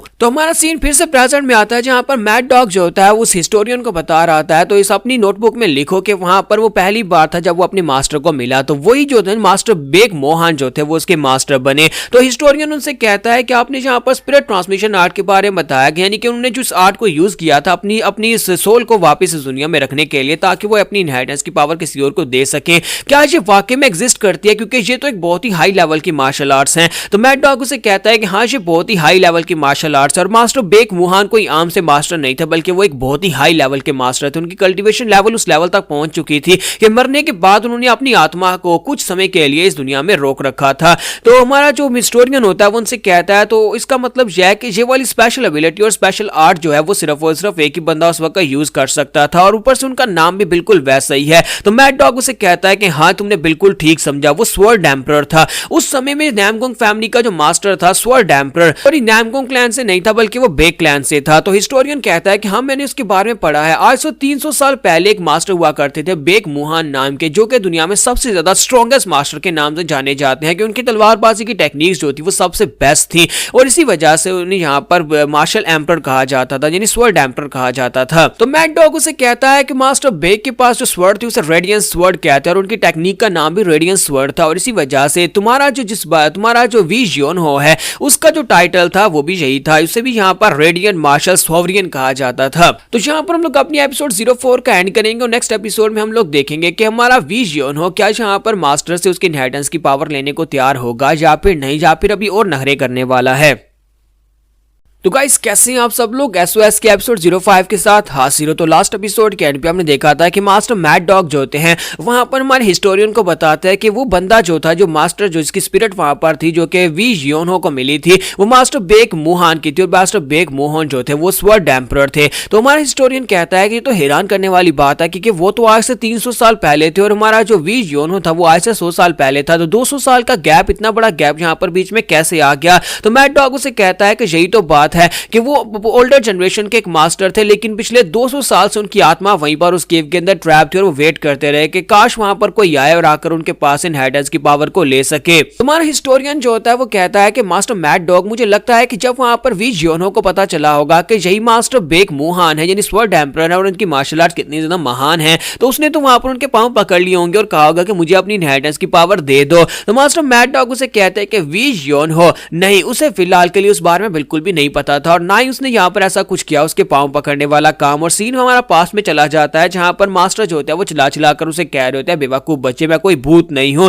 तुम्हें यहाँ पर मेरा डिसाइपल बनना ही होगा, मेरे पास और कोई ऑप्शन नहीं है, तुम्हें यहाँ पर मेरी इनहेरिटेंस की पावर को लेना ही होगा। जबकि मां वी जियोनो जो होता है वो दरवाजे की तरफ चल पड़ता है और कहता है कि नहीं, मैं यहाँ पर तुम्हारा डिसाइपल बिल्कुल भी नहीं बन सकता और मेरे पास इतना समय भी नहीं है, मुझे जाकर आराम से सोना है, इसी वजह से मैं जा रहा हूँ। और जैसे ही वो जाने लगता है तो मास्टर बेग जो होता है वो कहते हैं कि कमीने कहीं के यहीं पर रुको, तुम्हें क्या लगता है कि तुम इतनी आसानी से यहाँ पर से जा पाओगे? 200 साल के बाद तो यहाँ पर कोई इस केव के अंदर आया है और साथ ही वो अपनी पावर को यूज करते हैं वहां पर एक बड़ी सी चट्टान को दरवाजे पर फेंक देते हैं, यानी कि वहां पर एक दरवाजा सा बन जाता है, एक दीवार बन जाती है और वो जो मेन होल होता है वो बंद हो जाता है, मेन डोर होता है बंद हो जाता है। तो मां वी जियोनो जो होता है अब यहाँ पर इस केव के अंदर पूरी तरह से ट्रैप हो जाता है। तो मास्टर बेग हंसना शुरू कर देते हैं और कहते हैं कि क्या तुम्हें पता भी है कि ये डोर जिसको मैंने यहाँ पर अभी स्टोन के साथ बनाया ये बहुत ज्यादा थिक है, तुम अपनी सारी जिंदगी लगा दोगे तुम इसे ओपन नहीं कर पाओगे, लेकिन अगर तुम मेरी मार्शल आर्ट्स को सीख लेते हो तो फिर तुम बड़ी आसानी से इस दरवाजे को खोलकर यहाँ पर से बाहर जा पाओगे। और साथ ही वो आगे बढ़ते हैं और कहता है कि अब तुम्हारे पास कोई ऑप्शन ही नहीं है, तो बच्चे अब चुपचाप यहाँ पर मेरी मार्शल आर्ट्स की टेक्निक को सीख लो, मेरी रेडियस मार्शल स्वर्ड टेक्निक को अगर तुम सीख लेते हो तो तुम बड़ी आसानी से इस केव को काट कर बाहर निकल जाओगे, दरवाजा काटना तुम्हारे लिए बहुत ज्यादा आसान हो जाएगा। जब किसी के साथ में वी जियोनो जो होता है अपनी जेब में हाथ डालता है, अपना छोटा नाइफ निकालता है और कहता है अगर ऐसी बात है तो फिर मुझे लगता है कि मुझे यहाँ पर अपने आखिरी रिजोर्ट को यूज करना ही पड़ेगा। तो मास्टर बेग कहता है कि ये क्या तुम्हें वाकई में लगता है कि तुम्हारे पास इतनी एबिलिटीज हैं कि तुम अपने इस नाइफ के साथ इस दरवाजे को काट सको? मुझे तो ऐसा बिल्कुल भी नहीं लगता। जब किसी के साथ ही हमारा वी जियोनो जो था दरवाजे के सामने बैठ जाता है और अपने नाइफ के साथ उसे खुरचना शुरू कर देता है, तो मास्टर वी जियोनो से मास्टर जो बेग जो होते हैं उसे कहता है बेवकूफ बच्चे जी तुम क्या कर रहे हो? तो वो कहता है क्या तुम्हें दिखाई नहीं दे रहा, मैं यहाँ पर खुदाई कर रहा हूँ, मैं इस दरवाजे के ऊपर इस डैगर के साथ खुदाई कर रहा हूँ ताकि यहाँ पर इसके नीचे से रास्ता बन जाए या फिर ये दरवाजा जो है इसे यहाँ पर से खुदाई करके तोड़ दूं। तो मास्टर से कहते हैं कि बच्चे बच्चे, क्या तुम्हें लगता है कि तुम इतनी आसानी से स्टोन वॉल को तोड़ पाओगे या फिर इसके नीचे से एक होल बना पाओगे? तो वो कहता है कि हाँ, मुझे लगता है कि कम से कम 1 साल या फिर 2 साल या फिर 3 साल में मैं ये कर लूंगा। कम से कम तुम्हारे पास से 50 साल तक यहाँ पर ट्रेनिंग लेने से तो अच्छा ही है। 5 साल के बाद मैं इस दरवाजे के नीचे से होल बनाकर बाहर निकल जाऊंगा और फिर जाकर आराम से अपनी जिंदगी गुजारूंगा। तुम्हारे पास कौन यहाँ पर 50 साल तक रुकने वाला है? तो मास्टर बेक जो थे वो काफी ज्यादा गुस्सा आ रहे होते हैं कि बेवकूफ बच्चा उनकी मार्शल आर्ट्स की टेक्निक लेने के बजाय वहां पर तलवार के साथ उस दरवाजे को खुरच रहा है। तो मास्टर के पास और कोई ऑप्शन नहीं होता। तो मास्टर बेक मोहन जो होते हैं बार बार उसके पास आते हैं और उसे वहां पर ललचाने की कोशिश करते हैं और कहते हैं बच्चे कम से कम यहाँ पर थोड़ा सा ट्राई करके तो देखो, कम से कम यहाँ पर एक दिन ही मेरे से ट्रेनिंग ले लो, तुम्हें पता चल जाएगा कि ये टेक्निक कितनी ज्यादा अच्छी है और फिर तुम्हें इसमें इंटरेस्ट हो जाएगी। तो प्लीज यहाँ पर मैं तुम्हारे लिए टाइम थोड़ा कम कर देता हूँ, मैं तुम्हें 20 साल में सिखा दूंगा। तो वो कहता है नहीं, 20 साल तो बहुत ज्यादा है, मैं 20 साल के लिए नहीं सीखने वाला, इससे अच्छा मैं यहाँ पर सोते सोते मर जाऊं। मैं 20 साल के लिए ट्रेनिंग बिल्कुल भी नहीं करूंगा। अगर तुम यहाँ पर 3 साल कहते तो फिर इस बात मानने वाली थी। तो मास्टर जो होते हैं वो कहते हैं 3 साल, मुझे सारी जिंदगी लगी रेडियंस स्वॉर्ड मार्शल टेक्निक को मास्टर करने में और जो बेवकूफ बच्चा चाहता है मैं से 3 साल में वो टेक्निक सिखा दूं। तो वो से कहते हैं अगर यहाँ पर शाओलिन टेंपल का जन सेनफेंग भी उठकर आ जाता तो वो भी 3 साल में से मास्टर नहीं कर पाता और तुम चाहते हो 3 साल में सिखाऊं। तो हमारा वी जियोनो फिर से उठता अपनी तलवार के साथ उस दरवाजे को खुरचना शुरू कर देता और कहता तो फिर मेरे पास और कोई ऑप्शन नहीं है, मुझे यहाँ पर से होल बनाकर ही बाहर जाना पड़ेगा। तो मास्टर और भी ज्यादा गुस्सा आ रहे होते हैं और कहते हैं कमीना कहीं का, मैं इसका करूंगा क्या, मुझे यहाँ पर बहुत ज्यादा गुस्सा आ रहा है। तो फिर साथ ही उसे कहता है कि बच्चे ठीक है मैं 5 साल में तुम्हें ये सिखाने को तैयार हूँ, क्या 5 साल काफी है? तो हमारा वी जियोनो जो होता है वो कहता है कि 5 साल। फिर साथ ही मास्टर से कहता है कि हाँ 5 साल, मैं जहाँ पर तुम्हें 5 साल में इसे सिखाऊंगा, पूरी कोशिश करूंगा कि 5 साल के अंदर अंदर मैं तुम्हें यहाँ पर दुनिया में सबसे ज्यादा स्ट्रॉन्गेस्ट इंसान बना दूं और 5 साल के बाद जब तुम ट्रेनिंग कंप्लीट कर लोगे तुम इस दरवाजे को खोलकर बाहर जा पाओगे। तो वी जियोनो सोच रहा था कि मुझे लगता है कि 5 साल का अरसा जो है वो ज्यादा नहीं होगा, क्योंकि अभी मैं 13 साल का हूं तो फिर मैं 18 साल का हो जाऊंगा और 5 साल ट्रेनिंग लेने के बाद मैं यहाँ से बाहर जा सकता हूँ। और ऊपर से यहाँ पर मुझे अब इस बात में कोई स्कैम भी दिखाई नहीं दे रहा। मुझे लगता है कि ये मास्टर जो कुछ ज्यादा परसिस्टेंट है, ये अपनी इनहेरिटेंस की पावर मुझे वाकई में देना चाहता है। तो मुझे लगता है ये मेरे लिए एक चांस हो सकता है। तो ठीक है 5 साल के लिए ट्रेनिंग कर लेते हैं। और इसी के साथ ही हमारा जियोन जो होता है वहां पर सोच रहा था कि मुझे लगता है कि अगर मैं यहाँ पर स्ट्रॉन्गेस्ट नहीं बना तो फिर भी 5 साल के बाद तो यहाँ पर से बाहर निकल ही जाऊंगा। तो वी जियोनो जो होता है उनसे कहता तो फिर ठीक है मास्टर, मैं यहाँ पर आपको मास्टर मानने को तैयार हूं, मैं ट्राई करूंगा, मुझे बताओ कि मुझे क्या करना है। तो इसी के साथ ही सीन प्रेजेंट में पहुंचता है जहां पर मैड डॉग जो होते हैं वो कहते हैं। तो वी जियोनो जो था उसे फिलहाल के लिए इस बारे में बिल्कुल भी आइडिया नहीं था कि वो स्वॉर्ड एम्परर को अपना मास्टर बना चुका है, स्वॉर्ड एम्परर से यहाँ पर सिखाने वाले हैं। उसके लिए ये बहुत ही बड़ी भाग्य की बात थी कि उसके लिए यहाँ पर जो मास्टर है वो स्वॉर्ड एम्परर है। लेकिन मास्टर बेक के पास और कोई ऑप्शन नहीं था, उसे इसी बच्चे को सिखाना पड़ेगा क्योंकि वो जो थी उनकी आत्मा वहां पर से डिप्लीट हो रही थी और बहुत ही जल्दी वो मरने वाले थे, यानी कि इस दुनिया से गायब होने वाले थे। और उनके पास जो इंसान आ गया था वो उसी को सिखाना चाहते थे। तो हमारा वी जियोनो का सीन जो दिखाते हैं जहां पर वी जियोनो जो होता है वो सो रहा होता है और मास्टर सुबह के वक्त चिल्लाकर उसे कहता है बच्चे जल्दी से उठ जाओ, हम लोग केव के अंदर है, जहां पर तुम्हें पता कैसे चलता है कि रात हो गई और सोना है, अब जल्दी से उठो, जहां पर ट्रेनिंग स्टार्ट करो। तुमने कहा कि तुम्हें 5 साल में सीखना है और 5 साल में से कम से कम 3 साल तो तुम यहाँ पर सोते सोते गुजार दोगे। तो वो कहता है लेकिन मास्टर जब हम लोग सो जाते हैं तो फिर हमें सोना पड़ता है ना, तो तुम यहाँ पर तो हो ही एक आत्मा, तुम्हें तो सोने की जरूरत नहीं पड़ती। मास्टर बेग मोहन जो होते हैं उसके हर एक टांटरम से बहुत ज्यादा गुस्सा होते हैं, लेकिन उनके पास कोई ऑप्शन तो है नहीं, उन्हें अपनी इनहेरिटेंस की पावर तो किसी ना किसी को देनी है। तो वो काफी ज्यादा गुस्से में होते हैं। फिर साथ से कहता है ठीक है बेटा मुझे माफ कर दो, अब जल्दी से उठकर आ जाओ और हम तुम्हें यहाँ पर ट्रेनिंग करवाते हैं। तो हमारा जो वी जियोनो होता है वो कुछ ज्यादा ही लेजी होता है और वो यहाँ पर उनकी मार्शल आर्ट्स की टेक्निक जो है उसको लेने को तैयार तो होता है, लेकिन साथ ही उसे अपनी लेजीनेस को छोड़ना नहीं है, उसे सोना भी है, उसे अपना टाइम भी पूरा करना है। और वो कहता है कि मास्टर अभी भी तो मैं यहाँ पर उठते साथ ही यहाँ पर प्रैक्टिस कौन करता है। तो मास्टर उसे कहते हैं बकवास बंद करो, जल्दी से अपनी तलवार उठाओ, जिस तरह से तुम यहाँ पर स्लो काम कर रहे हो मुझे लगता है कि 50 साल भी कम है, तुम्हें तो कम से कम 100 साल लगने चाहिए इस तरह से टेक्निक को कंप्लीट करने में, तुम कह रहे हो कि तुम्हें 5 साल में ये टेक्निक चाहिए। मास्टर के सामने एक और प्रॉब्लम भी होती है, एक तो ये कि वो बहुत ज्यादा लेजी है और उसे सोना ज्यादा पसंद है, और दूसरा ये कि वो जो है ना वो जब भी बात करता है मास्टर को ताना देता है। जैसे कि अभी यहाँ पर वो मास्टर से कहता है कि मास्टर मैं यहाँ पर सोच रहा था काश मुझे कोई टैलेंटेड मास्टर मिलता जो कि मुझे ठीक से सिखा पाता और 5 साल में मेरी ट्रेनिंग कंप्लीट कर देता।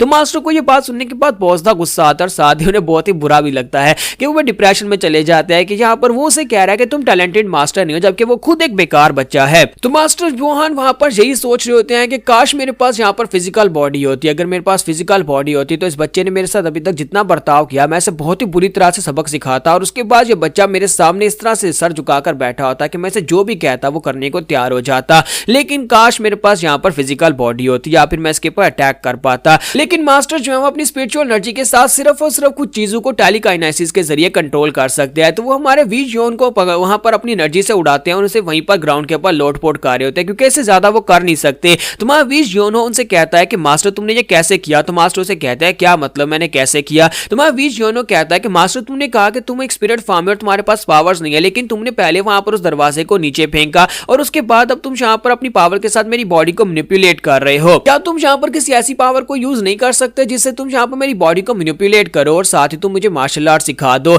तो हमारे वीज जोनो को इस बात का आइडिया नहीं था कि उसने मास्टर के सामने एक ऐसी बात कर दी बातों बातों में कि मास्टर को एक नया आइडिया मिल जाएगा कि कैसे वो यहाँ पर इसको सबक सिखा सकता है, और वो आइडिया क्या होने वाला है वो हम लोग नेक्स्ट एपिसोड में देखेंगे।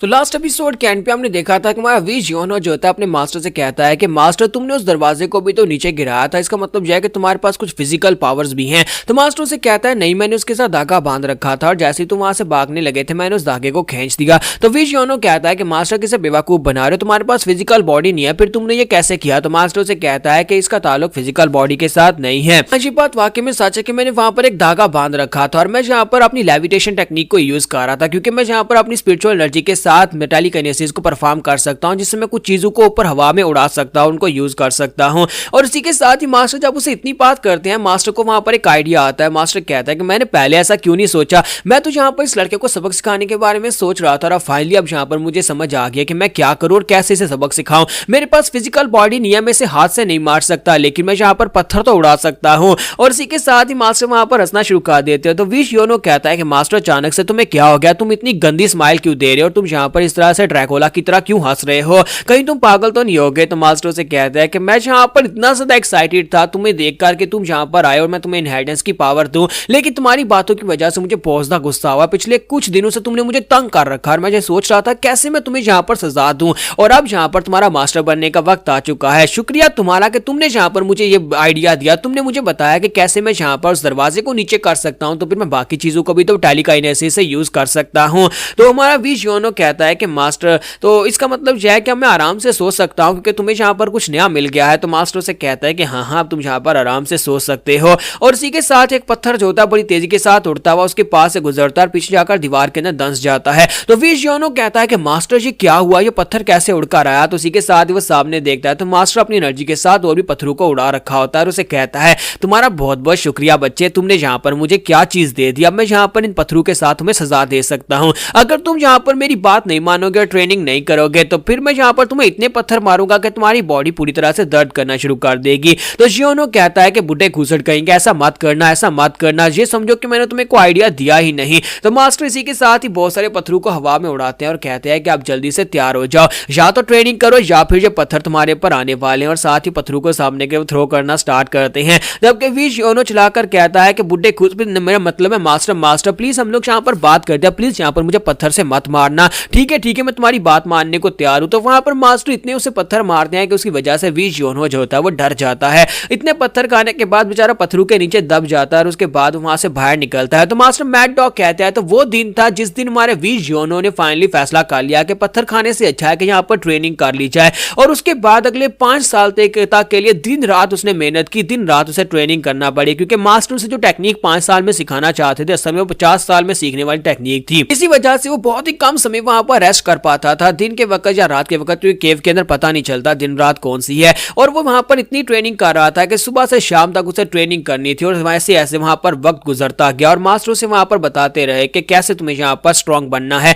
दिन के वक्त वो ट्रेनिंग करता और रात के वक्त वो लोग आपस में बहस करते कि कैसे इस टेक्निक को बेहतर बनाया जा सकता है। और उसके बाद वो दोनों एक दूसरे के ऊपर अटैक भी करते हैं, क्योंकि हमारा वी जियोनो जो होता है मास्टर के ऊपर अटैक तो नहीं कर सकता। और सोते भी वहां पर, यानी सोते वक्त भी हमारा वी जियोनो जब सो रहा होता था मास्टर उसके सपने के अंदर स्पिरिट फॉर्म में आते और वहां पर भी उसे ट्रेनिंग देते थे ताकि सोते वक्त भी उसका टाइम जाया ना हो। और यहाँ तक कि मास्टर जो है उसे यहाँ पर एक लिविंग लेजेंड स्वर्ड मास्टर बनाना चाहते थे। इसी के साथ ही जब वक्त पूरा होने को आता है तो मास्टर उसके ऊपर पत्थर थ्रो करते हैं, तो वहां पर अपनी आंखें बंद करके वो बैठा होता है, वहीं पर से अपनी तलवार को सामने की तरफ करता है, सभी पत्थरों को अपने इस तलवार के साथ ही ब्लॉक कर लेता है। और इसी तरह हमारा जो वी जियोनो जो होता है वो एक तलवारबाज मास्टर बन जाता है और उसकी सारी की सारी टेक्निक्स वो ले लेता है। तो हमारा वी जियोनो जिसके बारे में कहा जाता था कि एक स्लीपी और लेजी इंसान है उसके पास अब यहाँ पर लेजी और स्लीपी होने का बिल्कुल समय ही नहीं था। तो 5 साल गुजरने में बिल्कुल भी समय नहीं लगा और 5 साल गुजर गए और 5 साल गुजरने के बाद हमारा वीज योनो जो होता है वो आगे बढ़ता है, जाकर केव के दरवाजे के नीचे हाथ डालता है और अपनी स्ट्रेंथ के साथ उस केव के दरवाजे को ऊपर उठा देता है और उस केव के अंदर के दरवाजे को बंद करता है, फिर साथ ही बाहर निकल आता है। तो बाहर निकलने के बाद हमारा वीज योनो कहता है कि लगता है कि वक्त आ चुका है इस दुनिया को हिलाने का, क्योंकि यहाँ पर अब फाइनली वो बाहर आ चुका है।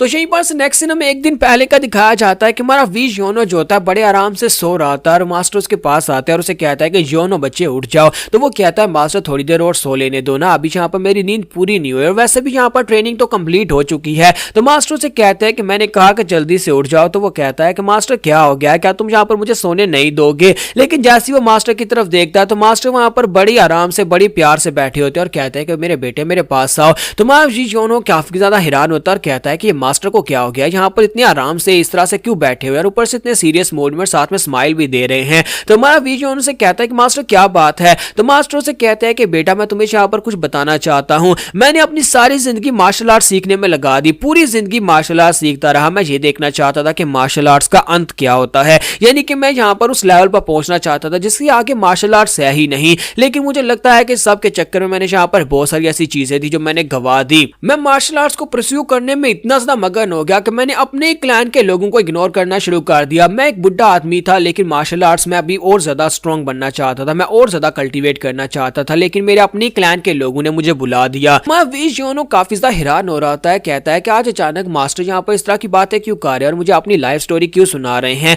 तो मास्टर से कहता है कि बच्चे मैं यहाँ पर तुम्हें जब देखता हूँ तो तुम्हें मुझे अपना आप दिखाई देता है, लेकिन प्लीज मेरी तरह कभी मत बनना, क्योंकि जब मैं अपने घर से निकला था मार्शल आर्ट्स की ट्रेनिंग करने के लिए, अपने आप को और ज्यादा स्ट्रॉन्गर बनाने के लिए, तो कम से कम मेरे पीछे मुझे ढूंढने के लिए किसी को तो आना चाहिए था। मैं पिछले 300 साल से इस केव के अंदर स्पिरिट फार्म में बंद हूं, लेकिन मेरी फैमिली से कोई यहाँ पर नहीं आया ताकि आकर मेरी इनहेरिटेंस की पावर को ले सके, या फिर ये समझ लो कि कोई मेरी इनहेरिटेंस को पावर को लेना नहीं चाहता, या फिर कोई मुझे ढूंढना ही नहीं चाहता था, क्योंकि मैंने यहाँ पर उनके साथ जो कुछ भी किया उसके बाद मुझे लगता है कि उनका यह करना बनता था। मैं उनसे नफरत नहीं कर सकता क्योंकि वो सभी लोग मेरे अपने लोग थे, लेकिन मैंने उन्हें छोड़ दिया था अपनी सेल्फिशनेस के लिए, अपने आप को स्ट्रॉन्गर बनाने के लिए। मैं मार्शल आर्ट्स के एंड तक जाना चाहता था, कल्टीवेशन की उस पाथ के एंड तक जाना चाहता था और देखना चाहता था कि वहां पर क्या था, लेकिन मैं गलत था। एंड के ऊपर सिर्फ और सिर्फ तन्हाई है, एंड के ऊपर सिर्फ और सिर्फ अकेलापन है। और आज यहाँ पर इतने साल गुजरने के बाद मुझे एक बात की समझ आई कि मार्शल आर्ट्स और कल्टीवेशन दो ऐसी चीजें होती हैं जिनको जितने ज्यादा लोग देखेंगे उतना ज्यादा बेहतर है, और लोगों के सामने इसे परफॉर्म किया जाता है और लोगों के सामने इसे दिखाया जाता है। लेकिन अगर आपके पास इसे देखने के लिए या परफॉर्म करवाने के लिए कोई इंसान ही ना हो, अपने प्यारे ना हो जिन्हें आप दिखा सके, या जिसकी मदद से आप किसी को प्रोटेक्ट ना कर सकें,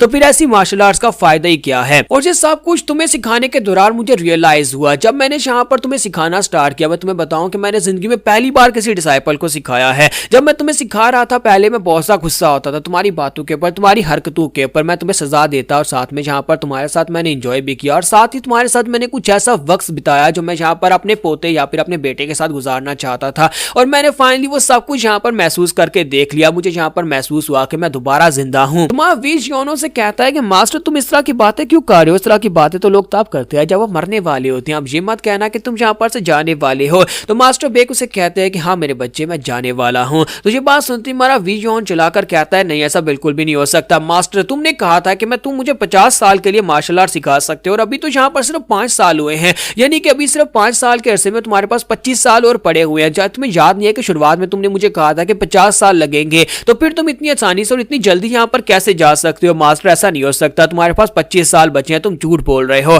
तो मास्टर से कहते हैं कि हाँ मेरे बच्चे मैंने तुमसे कहा था कि मैं तुम्हें 50 साल तक सिखाऊंगा, लेकिन क्या तुम्हें याद है पिछले 5 साल से तुमने एक भी चीज नहीं खाई, बिना कुछ खाए पिए तुम यहाँ पर कैसे जिंदा हो? मैंने तुम्हें अपने पास एक पिल दी थी, असल में वो पिल मेरी कोर एनर्जी थी। मैंने अपनी सारी की सारी कोर एनर्जी को इकट्ठा किया और उसके साथ एक पिल बनाकर तुम्हें दे दी ताकि अगले 5 साल के लिए तुम्हें खाने पीने की जरूरत ना पड़े। ये समझ लो कि अगली 25 साल की लाइफ फोर्स जो थी वो मैंने तुम्हें दे दी। इसका मतलब यह है कि अब मेरी आत्मा का यहाँ पर से गायब होने का वक्त आ चुका है। तुम्हारा योनो से कहता है कि मास्टर अगर तुम मुझे पहले बताते तो फिर तुम यहाँ पर मेरे लिए दरवाजा खोल सकते थे और मैं जाकर बाहर से अपने लिए कोई रैबिट पकड़ लाता, कोई खाने की चीजें ले आता और फिर यहाँ पर आकर ट्रेनिंग कर लेता। जबकि मास्टर सोच रहे होते हैं कि अगर मैं तुम्हारे लिए दरवाजा खोल देता तुम यहाँ से भागकर चले जाते और तुम मेरी इनहेरिटेंस की पावर कभी नहीं लेते और मैं ये सब कुछ कभी महसूस ही नहीं कर पाता। तो यहाँ पर हमारी एपिसोड 06 का एंड करेंगे और नेक्स्ट एपिसोड में देखेंगे क्या वाकई में मास्टर मोहन जो है यहाँ यहाँ पर से जाने वाले हैं और उसके बाद में वी जियोनो क्या वाकई में दुनिया का सबसे स्ट्रॉन्गेस्ट इंसान बन जाएगा क्या? सिर्फ इतना ही था या फिर अभी यहाँ पर उसे और स्ट्रॉन्गेस्ट बनना है?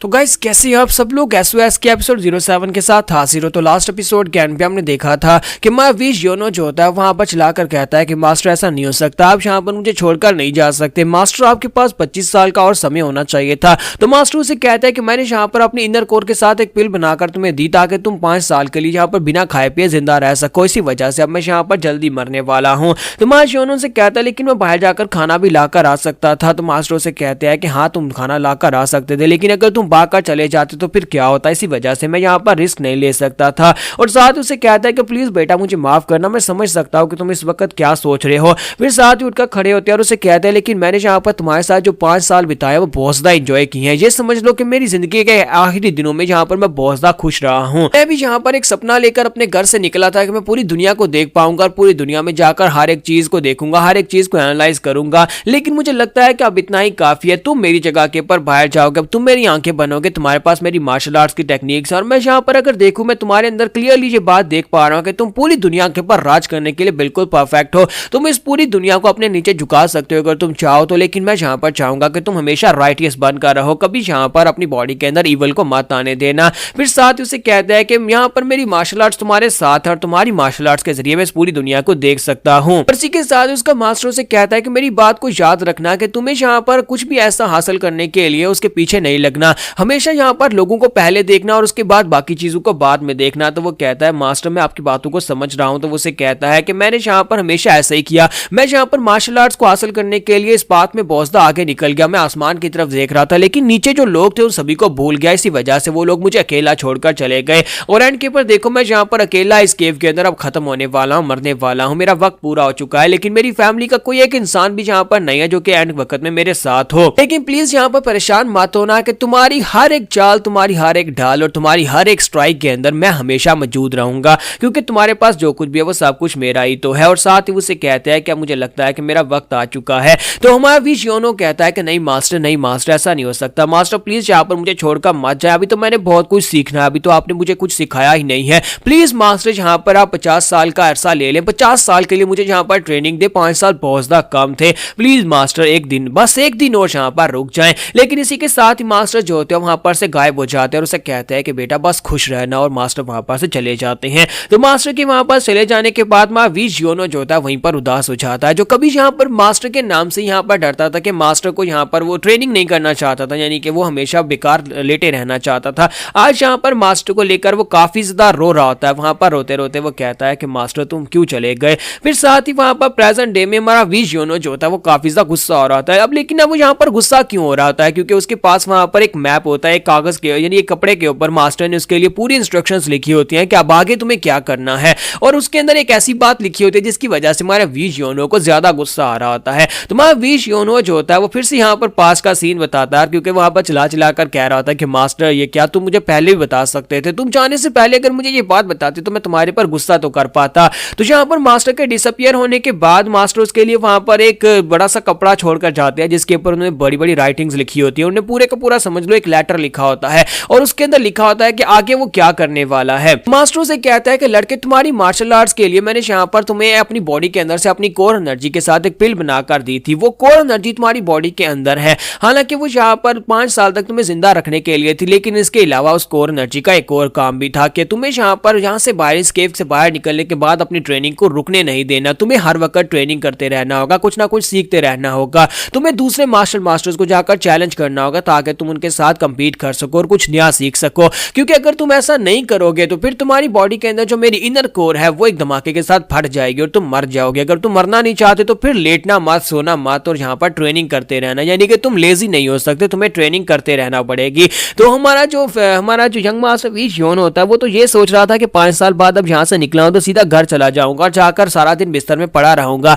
लेकिन मास्टर ने उसके सारे प्लान के ऊपर पानी फेर दिया। मास्टर ने उसे कह दिया है कि अब तुम्हारी बॉडी के अंदर एक टाइम बॉम्ब लगा हुआ है, है। अगर तुम यहाँ पर रेस्ट करने के लिए लेटोगे तो फिर तुम यहाँ पर मरोगे, यानी कि तुम्हें अब प्रैक्टिस करते रहना होगा, तुम्हें प्रैक्टिस नहीं छोड़नी। तुम्हारा वी जियोनो कहता है कि मास्टर तुमने ये क्या कर दिया, और साथ ही वहां पर उस कपड़े के ऊपर सारी की सारी इंस्ट्रक्शंस लिखी होती है कि जहां पर से आगे उसे कौन कौन से क्लैंस में जाना है। यानी कि मास्टर ने वहां पर सारे क्लैन के नाम लिखे होते हैं कि इस क्लैन में जाओ, उस मास्टर को चैलेंज करो, इस मास्टर के साथ जाकर ये गेम खेलो, वो सब कुछ डिटेल उसके अंदर लिखी होती है। तो वो कहता है कि मास्टर मुझे लगता है कि अब यहाँ पर मेरी जिंदगी की वाट लगने वाली है। मैं तो सोच रहा था कि 5 साल पूरे हो गए, अब यहाँ पर ट्रेनिंग कंप्लीट होगी, मैं यहाँ से वापस जा सकता हूँ, लेकिन अब मुझे लगता है कि मुझे अब आगे बढ़ना होगा। जैसे कि तुमने यहाँ पर प्लान बनाया हुआ, उसी प्लान के मुताबिक मुझे सबको पूरा करना पड़ेगा। तुम जिस जगह के ऊपर नहीं जा पाए थे उन सभी जगहों के ऊपर अब मुझे भेजने वाले हो। लेकिन साथ ही हमारा वी जियोनो क्योंकि अब मास्टर की रिस्पेक्ट करता है, इसी वजह से अब वो यहाँ पर इस बात को तो पूरा करेगा, क्योंकि ये उसके मास्टर की आखिरी ख्वाहिश थी। उसके मास्टर ने यहाँ पर उसके लिए जो चीज छोड़ी है, अब यहाँ पर उस मिशन को पूरा करना उसकी जिम्मेदारी बनती है। तो वो कहता है कि मास्टर अब मैं यहाँ पर तुम्हारी जगह के ऊपर इसको जरूर पूरा करूंगा। इसी के साथ ही हमारा जियोनो जो होता है वहां पर रेडी हो जाता है और कहता है कि चलो फिर ठीक है, अब तो मैं केव से बाहर आ चुका हूँ और अब यहाँ पर फाइनली सबसे पहले मुझे रूलिन में जाना है। तो लेकिन मुझे ये नहीं पता कि रूलिन की डायरेक्शंस क्या है, यानी कि उसे लोकेशन के बारे में नहीं पता होता, उसे सिर्फ इतना पता होता है कि उसे रूलिन सेक्टर में जाना है, वहां पर जाकर एक एल्डर से मिलना है। तुम्हारा वी जियोनो जो होता है वो कहता है तो फिर चलो जल्दी से फिर रेडी हो जाते हैं और जाकर किसी से रास्ता पूछते हैं रूलिन सेक्टर के बारे में। और साथ ही वो सोच रहा था कि मेरी मदर और मेरे फादर भी काफी ज्यादा परेशान होंगे, पिछले 5 साल से मैं घर नहीं गया। चलो खैर मैं उन्हें एक लेटर भिजवा दूंगा और उन्हें बता दूंगा कि मैं सेफ हूं, लेकिन सबसे पहले मुझे यहाँ पर इस मिशन को पूरा करना है। और साथ ही वहां पर से आगे बढ़ जाता है। तो इसी के साथ ही जाने से पहले वो केव के सामने अपना सर झुकाता और कहता है कि मास्टर आपका बहुत बहुत शुक्रिया और उम्मीद करता हूं कि मैं दोबारा कभी इस केव की तरफ नहीं आऊंगा, इसलिए मैं यहाँ पर आपको थैंक यू बोलकर जा रहा हूँ। और वो चला जाता है। तो उसके चले जाने के बाद जब वहां पर से आगे बढ़ जाता है तो उसी के साथ ही मास्टर की सोल फिर से वहां पर अपीयर होती है और मास्टर वहां पर जोर जोर से हंस रहे होते हैं।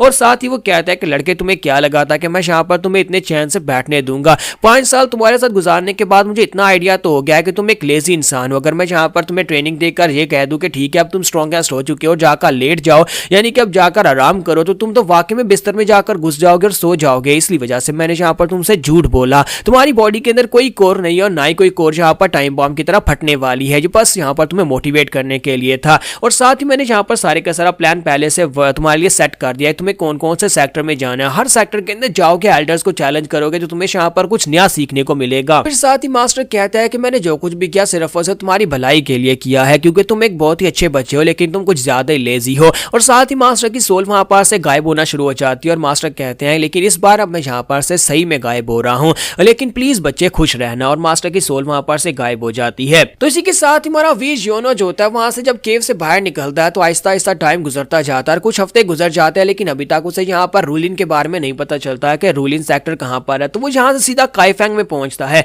तो काइफेंग में जब वो पहुंचता है तो उसकी हालत बहुत ज्यादा खराब हो चुकी होती है, क्योंकि उस बेचारे को प्रॉपरली खाना नहीं मिल रहा होता, जिसकी वजह से वो बिल्कुल यहाँ पर ऐसे एक कमजोर सा लड़का हो चुका होता है, कपड़े फटे पुराने और गंदे होते हैं। तो वी जियोनो काइफेंग में आता है। वहां पर आने के बाद बैगर सेक्टर का लीडर उसके सामने बैठा होता है जिसका नाम मैड फॉक्स होता है। तो उसके पास आता और कहता है कि क्या मैं यहाँ पर काइफेंग में हूँ। बैगर सेक्टर का ब्रांच लीडर उसे कहता है कि हाँ तुम इस वक्त काइफेंग में। और साथ ही वो सोच रहा था ये भिखारी कौन है, हमारी ब्रांच का तो नहीं लगता है कि नया है। तो इसी के साथ वी जियोनो से कहता है कि मैं यहाँ पर क्या तुमसे कुछ पूछ सकता हूँ, मुझे एक लोकेशन के बारे में जानना है। तो इसी के साथ जैंगिल उसे कहता है कि क्या तुम्हारे पास पैसे हैं। तो मैं वी जियोनो से कहता है क्या मुझे यहाँ पर पैसे देने पड़ेंगे। तो वो उसे कहता है कि हाँ तुम्हें पैसे देने पड़ेंगे, हम बैगर सेक्टर के लोग इन्फॉर्मेशन बेचते हैं, यानी कि अगर तुम्हें इन्फॉर्मेशन चाहिए तो उसके बदले में तुम्हें पैसे देने पड़ेंगे। तुम्हारा वी जियोनो अब यहाँ पर क्या करेगा, पैसे कहाँ से लेकर आएगा, क्योंकि उस बेचारे के पास तो खाना खाने के लिए कुछ नहीं और वो पैसे कहाँ से लेकर आएगा इसको देने के लिए। तो यहाँ पर हमारी एपिसोड 07 का एंड करेंगे और नेक्स्ट एपिसोड में देखेंगे कि हमारा वी जियोनो कैसे यहाँ पर इनके बैगर सेक्टर के ऊपर टेक ओवर करने वाला है।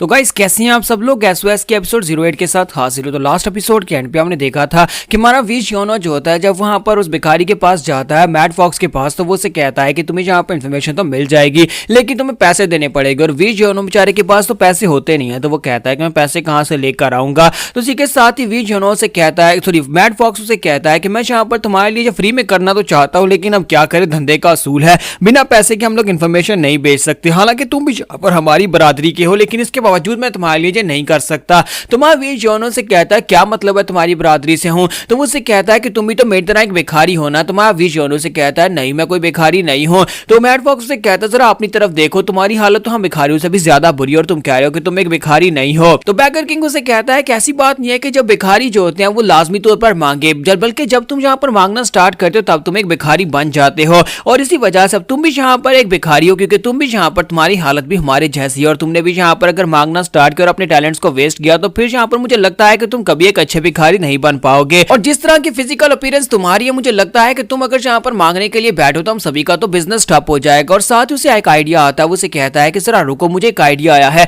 क्यों ना तुम यहाँ पर मेरे साथ आओ। और उसे अपने साथ लेकर आता है और जाकर चौक में बिठा देता है। तो जैसे मैट फॉक्स उसे चौक में बिठाता है तो सभी लोग उसे पैसे देना शुरू कर देते हैं, क्योंकि हमारे वीर जॉनो की हालत बहुत ज्यादा बुरी होती है। तो सभी लोग उसे देखते हैं कि ये भिखारी कुछ ज्यादा ही गरीब है और ऊपर से जैसे लगता है जैसे इसने खाना नहीं खाया। तो वो बहुत सारे पैसे इकट्ठे करके देता है और रात के वक्त वो इतना पैसा इकट्ठा कर लेते हैं जितना कि हमारा मैट फॉक्स जो है पूरे महीने में इकट्ठा करता है। तो मैट फॉक्स इस बात से काफी ज्यादा खुश होता है और कहता है कि यार तुम तो वाकई में एक बड़ी कमाल के भिखारी हो, हम तो पूरे महीने में इतना पैसा इकट्ठा करते हैं और तुमने एक ही दिन में इतना पैसा इकट्ठा कर दिया, मैं तो बहुत ज्यादा अमीर हो गया हूँ, लगता है कि मेरे पास यहाँ पर पैसे का देवता आ गया है, तुम तो पैसे के देवता हो, तुमने यहाँ पर पैसे की बारिश कर दी है। तुम्हारा मैट फॉक्स से कहता है कि अब जबकि तुमने यहाँ पर पैसे दे दिए हैं तो अब बताओ कि तुम्हें क्या इन्फॉर्मेशन चाहिए। तो रात के वक्त हमारा जो वीर जॉनो होता है वो कहता है कि मुझे यहाँ पर कुछ लोकेशंस के बारे में जानना है, मेरे पास एक लिस्ट है और उस लिस्ट के मुताबिक तुम्हें उन लोकेशंस के बारे में मुझे बताना होगा और कुछ फेमस स्कॉलर्स और कुछ ऐसे मास्टर्स के बारे में। तो वो कहता है ये तो बहुत ज्यादा आसान है। फिर साथ ही वो कहता है कि मुझे यहाँ पर कुछ लोकेशंस के बारे में पता होना चाहिए और साथ ही उनकी हॉबीज के बारे में पता होना चाहिए कि वो क्या क्या करते हैं और साथ ही कुछ ब्लैक स्मिथ्स के बारे में मुझे जानना है। तुम्हारा बैगर किंग मैट फॉक्स से कहता है क्या यहाँ पर इतना कुछ, ये तो बहुत ही लंबी लिस्ट बन जाएगी, मुझे लगता है कि तुम्हें यहाँ पर कुछ और दिन यहाँ पर रुकना पड़ेगा,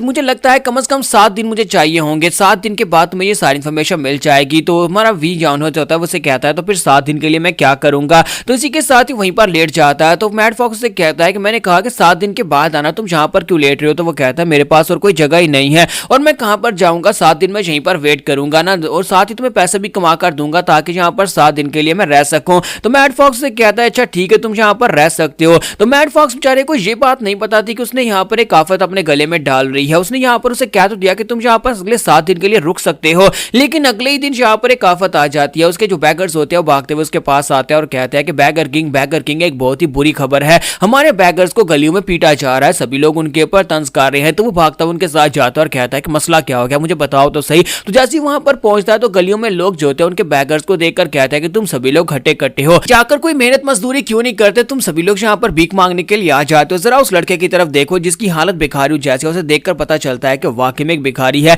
तुम लोगों को पैसे देने से अच्छा है कि हम लोग उस भिखारी को पैसे दे दे जो कि शायद यहाँ पर कितने दिन से भूखा है। तो वो सभी लोग अब यहाँ पर इसके लिए जो भिखारी काम करते हैं उन सभी लोगों को इग्नोर करते हुए सिर्फ और सिर्फ वीर जॉनियो को पैसे दे रहे होते हैं। तो उसी वजह से बैगर किंग कहता है ये क्या हो गया, इसका मतलब यह है कि अब यहाँ पर इस गली में इसने हमारे धंधे को भी चौपट कर दिया है, जबकि हमारा वीर जॉनो जो होता है वहां पर बैठा बैठा मुस्कुरा रहा होता है। वीर जॉनो को इस बात का आइडिया भी नहीं होता कि उसने यहाँ पर बैगर किंग के पूरे बिजनेस के ऊपर कब्जा कर लिया है, यानी कि ये सारी का सारा पैसा अब उसको मिल रहा है और हो सकता है कि वो यहाँ पर इनका बैगर किंग बन जाए, क्योंकि सभी बैगर्स अब यहाँ पर उसके नीचे ही तो काम करने वाले हैं। तो इसी के साथ ही हमारे नेक्स्ट सीन में दिखाते हैं कि वीर जॉनो बड़े आराम से लेटा होता है। अब यहाँ पर यही समझ लो कि वो उनका किंग बन चुका है अगले 7 दिन के लिए कम से कम। तो वो उसने कहता है कि मुझे प्यास लगी है। तो इसी के साथ ही हमारा मैट फॉक्स अपने लोगों से कहता है कि जल्दी से पानी लेकर आओ और वो लोग उसके लिए पानी लेकर आते हैं। तो हमारा वीर जॉनो कहता है कि एक बाउल गंदा है। तो इसी के साथ ही मैट फॉक्स भिखारी को थप्पड़ मारता और कहता है क्या तुमने इस बाउल को धोया नहीं था, हमारे बॉस को यहाँ पर पानी चाहिए और तुम साफ बाउल के अंदर पानी क्यों नहीं लेकर आए। फिर साथ ही वो कहता है कि मुझे यहाँ पर थोड़ा गर्म पानी चाहिए। तो मैट फॉक्स कहता है कि अब जल्दी से भागो, जल्दी से जाकर मैं इसके लिए गर्म पानी लेकर आओ, दूसरी माउंटेन के ऊपर जाओ, वहां पर से गर्म झरने का पानी लेकर आओ। वीर जॉनो जो होता है तो यहाँ पर पूरी तरह से एक आरामदायक जिंदगी गुजार रहा था। फिर साथ उन्हें ऑर्डर्स देने के बाद वो लेट जाता है, जबकि मैट फॉक्स सोच रहा होता है कि मैं यहाँ पर इस ब्रांच का लीडर हुआ करता था, मैं अपने आप को यहाँ पर बैगर किंग मैट फॉक्स कहता हूँ और यहाँ पर देखो ये मेरी जगह के ऊपर अब किंग बनकर लेटा हुआ है, पता नहीं कब वो इन्फॉर्मेशन मिलेगी और कब ये लड़का यहाँ पर से जाएगा। और इसी के साथ ही वो सोच रहा था कि मैं तो बस अभी यहाँ पर से इसे निकाल कर फेंक दूं, लेकिन उसने हमें पैसे कमा कर दिए और अब इसे इन्फॉर्मेशन देनी है। अभी 7 दिन का समय है, 7 दिन के अंदर वो इन्फॉर्मेशन आने वाली है। और साथ ही यहाँ पर रोजाना हमारा वीर जॉनो जो होता है उसे अपनी मालिश करवाता है और साथ ही अपना मसाज करवाता है, यानी कि वो यहाँ पर उनसे अपनी पूरी तरह से खिदमत करवा रहा था, किंग की तरह वहां पर लेट जाता है। और इसी के साथ ही एक दिन एक लड़का भागता हुआ आता है और कहता है कि मास्टर मैं यहाँ पर इन्फॉर्मेशन ले आया हूँ, जो इन्फॉर्मेशन आपने रिक्वायर की थी वो इन्फॉर्मेशन हम लोग ले आए हैं। तो इसी के साथ ही मैट फॉक्स बहुत ज्यादा खुश हो जाता जाता है और कहता है कि फाइनली यहाँ पर इन्फॉर्मेशन आ गई है, इसको यहाँ से निकालने का वक्त आ चुका है। तुम्हारा वीज योनो जो होता है जैसे वहां पर उस पेपर को ओपन करता है, सारी इन्फॉर्मेशन को पढ़ता है, तो उसे पढ़ने के बाद वो कहता है क्या बस इतना ही? तो वो कहता है क्या मतलब बस इतना ही? तुम्हारा वीज योनो से कहता है कि मैं पूरे 7 दिन के लिए तुम्हें कमा कमा कर खिला रहा था और उसके बाद भी तुम यहाँ पर मुझे आधी इन्फॉर्मेशन लाकर दे पाए हो। तो जैसे बैकर किंग जाता है उस पेपर को ओपन करता है और उसको देखता है तो वो कहता है बेवकूफ कहेगी ये सभी लोग यहाँ पर कर क्या रहे हैं?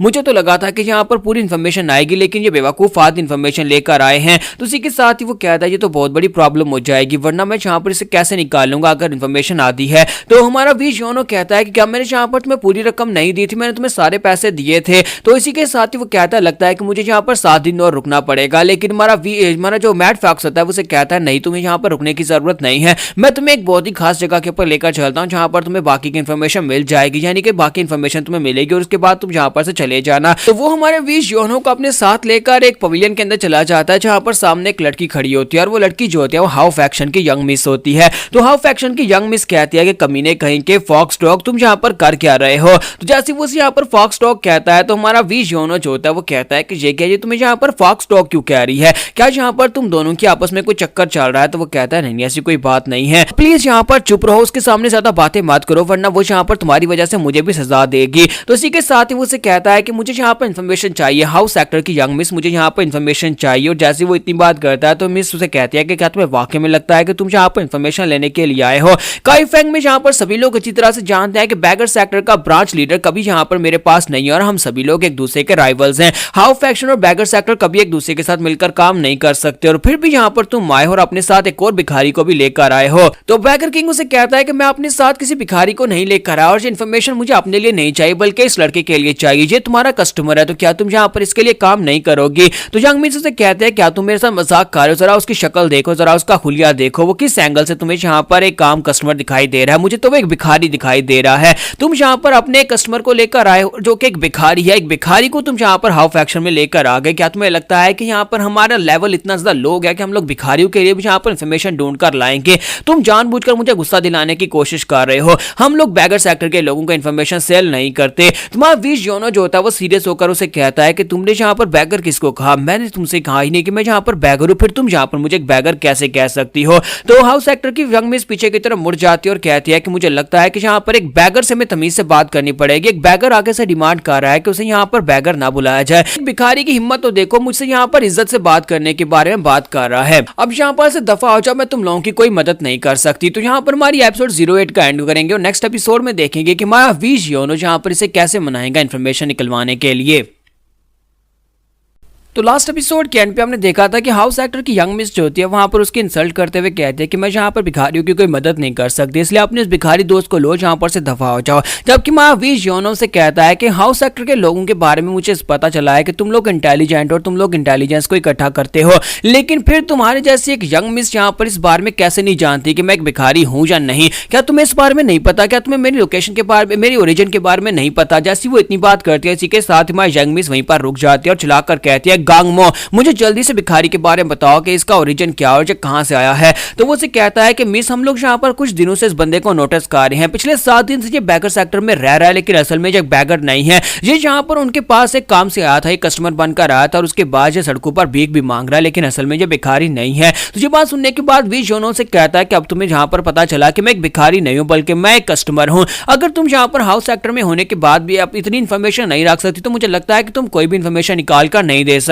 बताओ कि क्या तुम मेरे लिए काम करोगी? तो इसी के साथ हाउ फैक्शन की यंग मिस से कहते हैं नहीं बिल्कुल भी नहीं, अब यहाँ पर से दफा हो जाओ, मैं तुम्हारी कोई मदद नहीं करूंगी। तो वीज योनो से कहता है कि इस बात का क्या मतलब है? क्या तुम यहाँ पर बिजनेस नहीं करना चाहती? तुम्हें देखकर लगता है कि तुम यहाँ पर बिजनेस करना चाहते हो लेकिन तुम हमारे साथ बिजनेस नहीं करना चाहती। क्या तुम्हें पैसे नहीं चाहिए? मैं यहाँ पर फ्री में तुमसे कोई इन्फॉर्मेशन तो नहीं मांग रहा। अगर इसी तरह चलता रहा तो मुझे लगता है कि तुम्हारी हाउ फैक्शन बहुत ही जल्दी खत्म होने वाली है। हाउ फैक्शन के लोग अगर यहाँ पर कस्टमर्स को भगाते रहे तो फिर तुम लोग कैसे आगे बढ़ पाओगे? तो मिस हाउस से कहती है कि अपनी बकवास बंद करो, तुम्हें यहाँ पर अपना मुंह बंद रखना चाहिए वरना मैं तुम्हारे बाजू तुम्हारी टांगे कटवा दूंगी। तो वीज योनो से कहता है क्या मैंने यहाँ पर कुछ गलत कहा है बुड्ढी औरत? तो जैसी वो उसे इतनी बात कहता है इसी के साथ वो और भी ज्यादा गुस्सा हो जाती है और कहती है कि तुम्हारी हिम्मत कैसे भी यहाँ पर आकर मुझे बुड्ढी औरत कहने की और साथ मेरी इंसल्ट करने की। तो वीज योनो से कहता है तो मुझे इस बात से बिल्कुल फर्क नहीं पड़ता, अगर तुम मेरे किसी काम के नहीं हो तो फिर मैं तुम्हारी रिस्पेक्ट क्यों करूं? उसी के साथ मिस हाउ जो होती है गांगमो से कहते हैं गांगमो, तो वो कहता है जी मैम। तो वो कहती है आगे बढ़ो और इसे एक सबक सिखाओ। तो गांगमो जो होता है वो एक निंजा होता है जो कि ऊपर छुपा होता है, बड़ी तेजी के साथ वहां पर से निकलता है और सीधा उसके ऊपर अटैक करने के लिए उसके करीब पहुंच जाता है।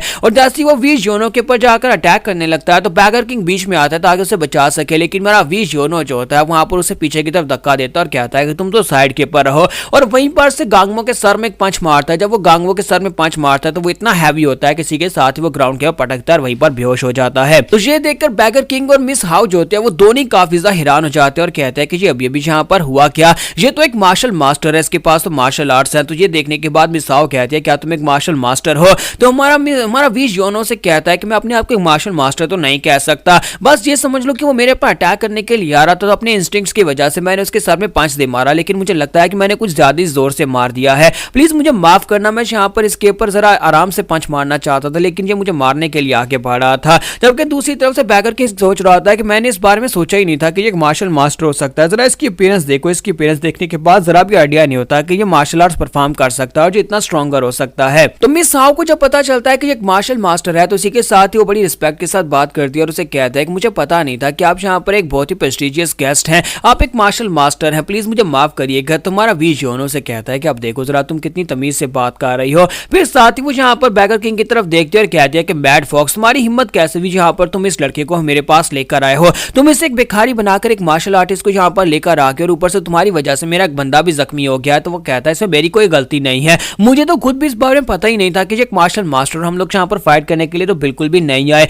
हम बस यहाँ पर इन्फॉर्मेशन के लिए आए, अगर तुम हमें इन्फॉर्मेशन दे देती हो तो हम लोग चुपचाप यहाँ पर से चले जाएंगे। जबकि हमारा वीज योनो जो होता है वहां पर उस गांगमो को उठाकर उसे खींचकर साइड के ऊपर लेकर जा रहा होता है। मिस हाउ जो होती है उसे कहती है कि तुम वाकई में श्योर है कि तुम यहाँ पर सिर्फ और सिर्फ इन्फॉर्मेशन लेने के लिए आए, क्योंकि मुझे ऐसा नहीं लगता। तो बैगर किंग उसे कहता है कि मैं पूरी तरह से श्योर हूँ कि हमें सिर्फ इन्फॉर्मेशन चाहिए। तो वो उसे कहते हैं तो फिर ठीक है, मैं तुम्हारे पर भरोसा कर लेती हूँ। तो वो उसे कहता है तुम्हारा बहुत बहुत शुक्रिया। और इसी के साथ ही वो कहती है तुम्हें इन्फॉर्मेशन देना है वो तो एक अलग बात है, लेकिन सबसे पहले तो मुझे यहाँ पर इस क्लाइंट से, यानी कि ये बंदा जो हमारे पास है, इसने गांगमो के साथ जो कुछ भी किया उसकी वजह से मुझे यहाँ पर कंपनसेशन चाहिए, क्योंकि इसने पंच मारकर उसको बुरी तरह जख्मी कर दिया। वो मेरा पर्सनल गार्ड था और उसको जख्मी करने की वजह से अब यहाँ पर तुम्हें उसके बदले में उसके मेडिकल फीस का यानी कि पेमेंट देनी होगी। तो हमारा वीज योनो से कहता है कैसी कंपनसेशन? तो मिस हाउ से कहते हैं कि एक बेसिक रूल है हमारी म्यूजियम के अंदर, खून के बदले खून, आंख के बदले आंख और कान के बदले कान, बिल्कुल वैसा ही अगर तुमने जहां पर उसे पीटा है तो हम लोग भी जहां पर तुम्हें पीटने वाले हैं। और अब जहां पर मैं तुम्हें दिखाती हूँ कि मैं यहाँ पर तुम्हारे साथ क्या कर सकती हूँ। और साथ ही वो कहते हैं 4 शैडोज, तो वहां पर 4 लोग आ जाते हैं और चारों मार्शल मास्टर्स होते हैं, चारों के पास वेपन्स होते हैं।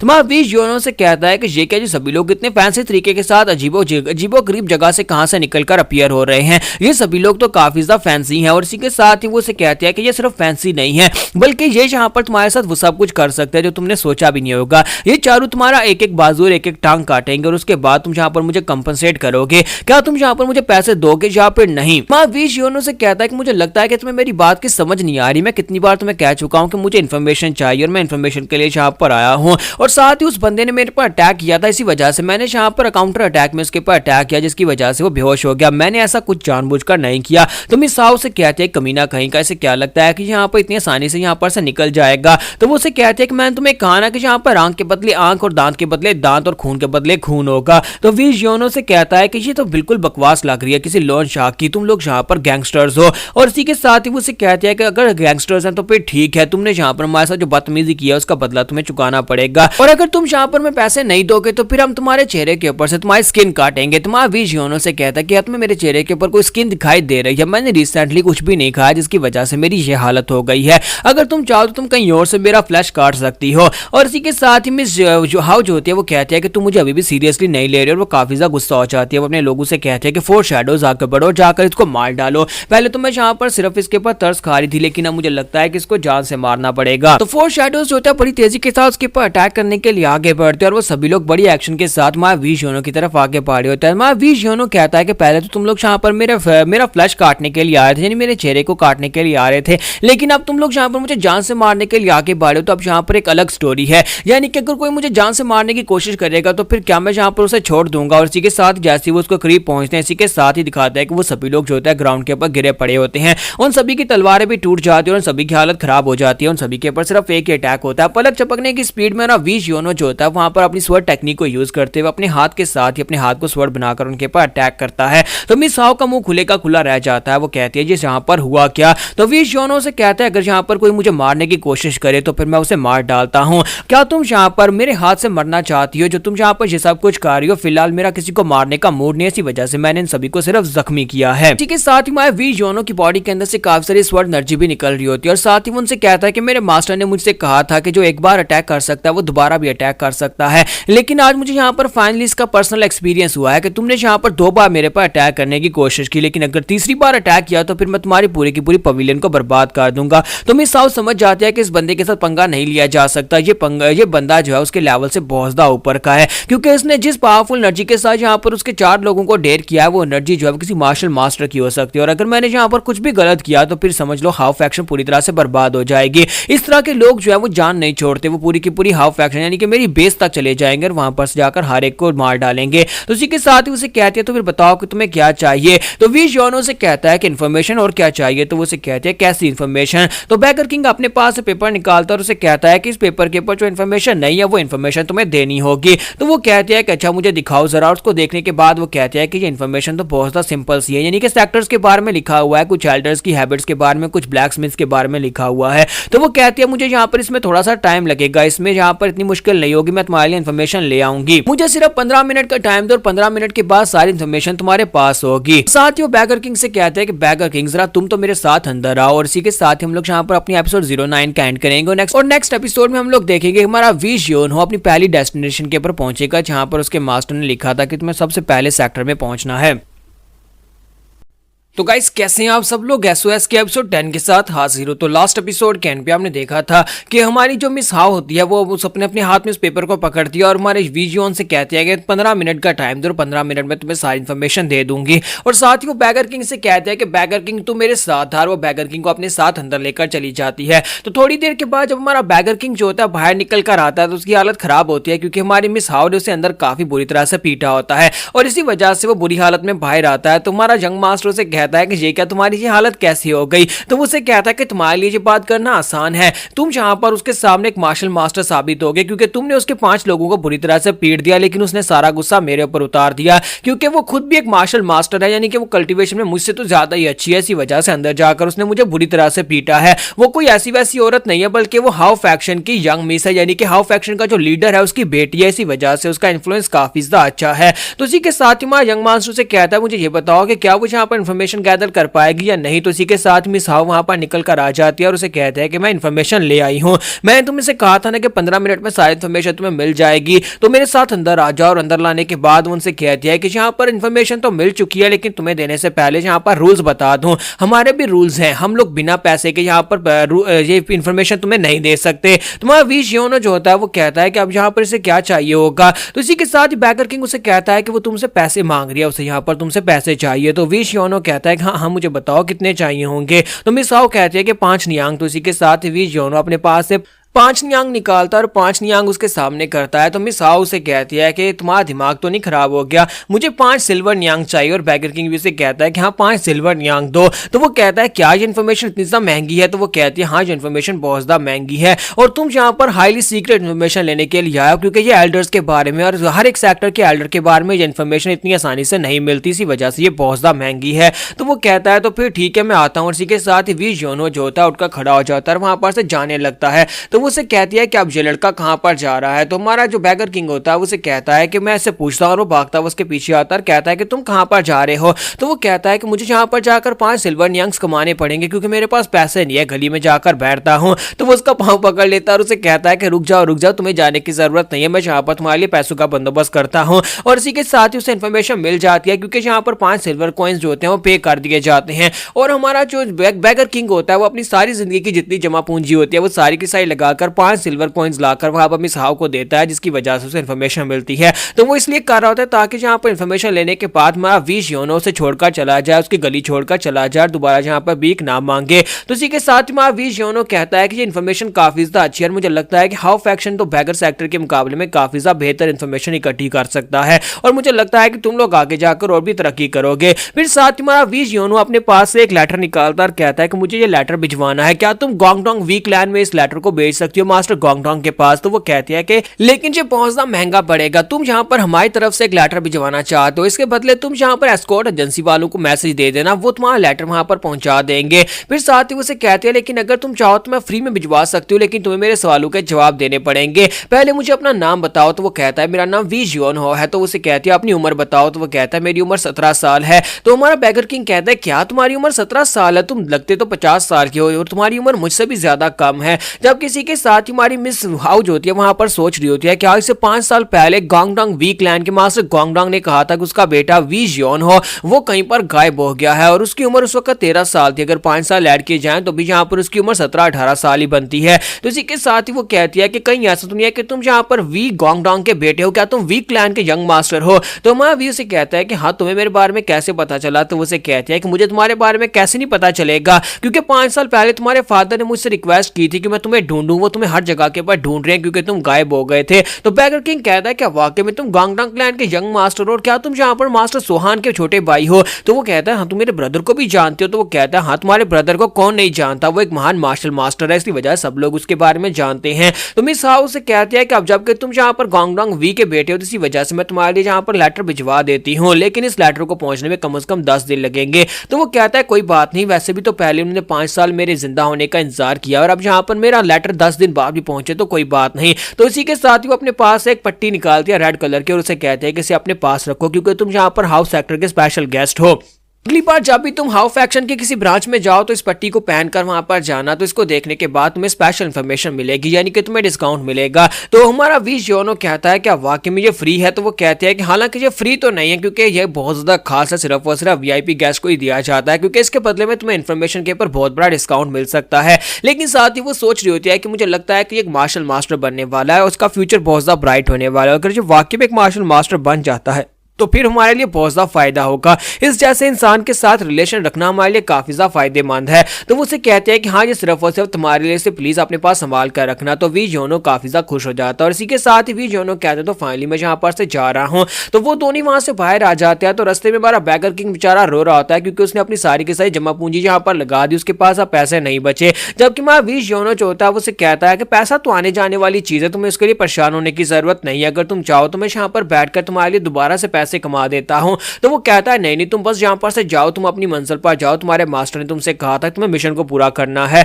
तो फिर साथ उसे कहता है ठीक है अब तुम अपने रास्ते और मैं अपने रास्ते। तो बैगर किंग जैसे ही वहां पर पीछे की तरफ मुड़ जाता है, इसी के साथ ही वहां वी जियोनो उसके कंधे पे हाथ रखता है और कहता है कि ब्रदर बात सुनो। तो वो कहता है अब क्या हो गया, अब तुम्हें क्या चाहिए। तो वी जियोनो से कहता है कि मैं यहाँ पर सफर पर जाने वाला हूँ, मुझे हानलिम क्लैन की तरफ आगे बढ़ना, लेकिन मेरे पास पैसे नहीं है, क्या तुम थोड़े से पैसे मुझे दे सकते हो। तो बैगर किंग कहता है कि अब मैं यहाँ पर इस कमीने को कहां से पैसे ला कर दूं। तो फिर उसके बाद वो जैसे तैसे करके अपने पास से कुछ पैसे निकाल कर उसे देता है ताकि वो यहाँ से उसकी जान छोड़कर जाए। तो इसी के साथ ही मिस हाउ को दिखाता है कि मिस हाउ जो होती है वो अपनी पवेलियन की छत के ऊपर खड़ी होती है और गांगमो से कहती है कि गांगमो। तो वो कहता है जी मास्टर। तो वो उसे कहती है कि ये लेटर जो है जल्दी से जल्दी सेक्टर में भिजवा दो और साथ ही उनको बताओ कि उनका सेकंड सन गोंगडोंग वी जो है वो जो मिसिंग था वो वापस आ गया। और मुझे लगता है कि अब यहाँ पर म्यूजियम में काफी ज्यादा हल्ला गुल्ला होने वाला है। तो यहीं पर से नेक्स्ट सीन में ग्रेट हानलिम इंस्टीट्यूट का दिखाया जाता है कि हमारा वी जियोनो वहां पर पहुंच जाता है और कहता है कि यहाँ पर आने के बाद मुझे इस सेक्टर के मार्शल मास्टर से मिलना है। मेरे मास्टर ने कहा था कि यहाँ पर आने के बाद इस इंस्टीट्यूट का जो लीडर है उससे आकर मिलना और उसके साथ एक गेम खेलना। तो मास्टर अंदर बैठे होते हैं, उसकी बेटी उसके पास आती है और उसे कहती है कि फादर एक गेस्ट आपसे मिलने के लिए आया है। तो वो कहता है कि आज तो यहाँ पर किसी भी गेस्ट के साथ मेरा कोई स्केड्यूल नहीं था, उसे वापस भेज दो। तो इसी के साथ ही वो कहते हैं लेकिन वो गेस्ट कह रहा है कि वो आपके साथ गो की गेम खेलना चाहता है। तो फादर काफी ज्यादा एक्साइटेड हो जाते हैं और कहते हैं क्या वो गेम खेलना चाहता है। तो फिर ठीक है उसे अंदर ले आओ। तो उसकी बेटी उसके अंदर लेकर आती है। तो वी जियोनो जो होता है उसके साथ वहां पर अंदर आ जाता है। तो अंदर आने के बाद वो कहता है कि सर प्लीज माफ करिएगा, कहीं मैं आपको डिस्टर्ब तो नहीं कर रहा। तो वो कहता है नहीं नहीं कोई बात नहीं, आ जाओ। कोई भी अगर यहाँ पर मेरे दरवाजे पर मेरे साथ गो की गेम खेलने के लिए आएगा तो मैं उसे कभी मना नहीं करता, चाहे वो यहाँ पर तुम्हारी तरह एक बैगर ही क्यों ना हो। तो प्लीज जल्दी से आकर बैठ जाओ। तुम्हारा वी जियोनो जो होता है उसके सामने आकर बैठ जाता है और कहता है कि बताएं किस तरह से खेलना चाहेंगे। तो वो कहता है तुम्हारे रूल्स के मुताबिक खेलते हैं, तुम जैसे चाहो वैसे खेलो, मैं जहाँ पर व्हाइट वाली गोटियां लूंगा, तुम जहाँ पर बताओ। तो वो कहता है कि यार इस बात मेरे पास अब ब्लैक वाली बचेंगे। उसी के साथ ही वी जियोनो जो होता है वहां पर से एक ब्लैक गाड़ी को उठाता है और मास्टर वहां पर सोच रहे होता है कि इस लड़के की अपीयरेंस को देख का लगता नहीं है कि इसे यहाँ पर गो गेम खेलना आती होगी। मुझे लगता है कोई भिखारी है जिसे यहाँ पर शायद खाने की जरूरत होगी और गो गेम खेलने के नाम पर ये अंदर घुस आया है। यानी कि क्योंकि मैं यहाँ पर इसे तभी मिलने के लिए मानता क्योंकि अगर यहाँ पर ये गो गेम खेलने की मुझसे बात करता, चलो कोई बात नहीं, गो गेम खेलना तो एक बहाना है, मैं इसे खाना देकर यहाँ पर से बेच दूंगा। लेकिन जैसे वी जियोनो जो होता है अपनी गोटी को वहां पर टेबल के ऊपर रखता है, उस चेस बोर्ड के ऊपर रखता है, तो ये देखकर मास्टर बहुत हैरान होते हैं और कहता है कि मुझे यहाँ पर एनर्जी महसूस हुई है। इसे देखकर किसी भी एंगल से लगता नहीं है कि ये पहली बार यहाँ पर गो गेम खेल रहा है, जो एक मास्टर लगता है। तो यहाँ पर हमारी एपिसोड 10 का एंड करेंगे और नेक्स्ट एपिसोड में देखेंगे अब हमारा वी जियोनो यहाँ पर जगह के ऊपर क्या कुछ करने वाला है। तो लास्ट एपिसोड के एंड पे हमने देखा था कि वी जियोनो जो होता है मास्टर के सामने बैठा वहां पर गो गेम खेलना स्टार्ट करता है। तो मास्टर जी देखकर बहुत ज्यादा हैरान होते हैं और उसके बाद जैसे हमारा वी जियोनो अपनी गोटियां रखना स्टार्ट करता है तो मास्टर को समझ आ जाता है कि ये सिर्फ और सिर्फ फास्ट नहीं है बल्कि ये गो का चैंपियन है, यानी कि ये गो बहुत ही अच्छे से खेल सकता है। तो वो भी वहां पर उसके साथ गेम खेलना स्टार्ट करते हैं। तो थोड़ी देर गेम खेलने के बाद मास्टर जो होते हैं उससे हार जाते हैं क्योंकि मास्टर को कुछ समझ ही नहीं आती। वो मास्टर जो होते हैं मास्टर हाल में सोच ही नहीं पा रहे होते कि अब आके क्या करूं, क्योंकि गो की गेम जो होती है बिल्कुल ऐसी होती है जैसे कि हम लोग यहाँ पर शतरंज खेल रहे होते हैं, लेकिन इसमें यहाँ पर बिल्कुल वैसे अपने प्यादों को आगे बढ़ाना होता है, दूसरे की गोटियां मारनी होती है। लेकिन इसमें काफी सारी जो है ना हमें सियासत यूज करना पड़ती है, बहुत सारा दिमाग यूज करना पड़ता है। तो वो सोच रहे होते हैं कि तो बिल्कुल एक वार डीमन की तरह है, जैसे कि इसे पता है कि अगला मूव क्या होने वाला है, दूसरा कौन सा मूव चलने वाला है और इसे कौन सा मूव चलना है। तो इसी के साथ ही जब वो यहाँ पर उस मैच को हार जाता है, उस मैच को हारने के बाद वो कहता है कि मुझे ऐसे लगता है जैसे कि ये एक शिकारी है जो यहाँ पर पूरी तरह से शिकार करने के लिए बैठा हुआ है। मैं तो यहाँ पर इसके सामने कुछ कर ही नहीं पा रहा, इतने सालों से मैं यहाँ पर गो की गेम खेल रहा हूं और मैं एक यंगस्टर से यहाँ पर इतनी बुरी तरह से हार गया हूं जिसकी उम्र 20 साल से भी कम है।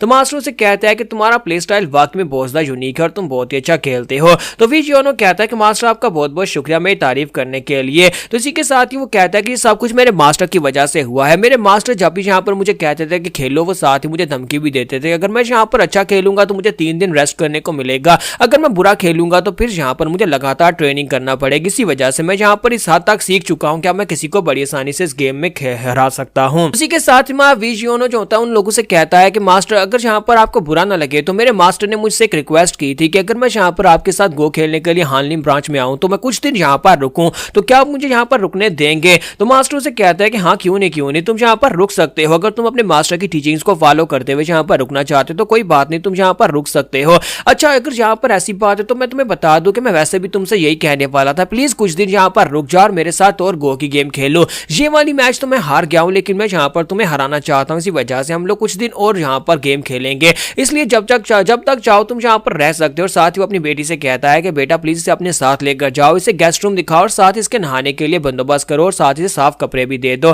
तो वो कहता है कि मेरे पास पैसे नहीं है। तो मास्टर से कहता है कि नहीं बच्चे, हम तुमसे पैसे कैसे ले सकते हैं, तुम एक वीआईपी गेस्ट हो, तुम यहाँ पर हमारे बहुत ही खास मेहमान हो। और इसी के साथ ही हमारा वी जियोनो जो होता है वो कहता है कि अच्छा ठीक है, चलो फिर ठीक है, फिर मैं यहाँ पर तुम्हारा मेहमान बनकर रह लेता हूँ। तो मास्टर से कहते हैं लेकिन याद रखना तुम्हें मेरे साथ बार बार गो की गेम खेलना पड़ेगी जब मैं तुम्हें कहूंगा। तो वो कहते हैं कोई बात नहीं, वो तो मैं खेल लूंगा। तो वो लड़की जो होती है उसे अपने साथ लेकर रूम में आती है। तुम्हारा वी जियोनो जो होता है जाकर बाथटब के अंदर बैठ जाता है, कहता है 5 साल तक बिना नहाए मैंने वहां पर गुजार दिए। जब मैं छोटा बच्चा था तब भी मैं नहाने में बहुत ज्यादा नखरे किया करता था, मेरी मॉम मुझे पकड़ पकड़ कर नहलाया करती थी और इस वक्त पता नहीं मेरी मॉम क्या कर रही होंगी, मुझे याद कर रही होंगी। लेकिन मुझे लगता है कि अब यहाँ पर इस पानी के अंदर बैठकर मुझे काफी ज्यादा अच्छा महसूस हो रहा है। तो इसी के साथ ही मास्टर हानलिम की बेटी जो होती है वहां पर अंदर आती है और अंदर आने के बाद सोच रहे होते हैं कि पता नहीं डैड को क्या पड़ी थी, उस भिखारी को यहाँ पर गेस्ट रूम में ठहरा दिया, उसके अंदर इतना भी क्या खास है। तो जैसे ही हमारा वी जियोनो जो होता है बाथटब के अंदर से बाहर निकलता है, वो नंगाई वहां से बाहर निकल आता है। तो यंग मिस जो होती है उसे देखती वहां पर पहले तो कपड़ा सामने कर देती है और शर्माते हुए कहती है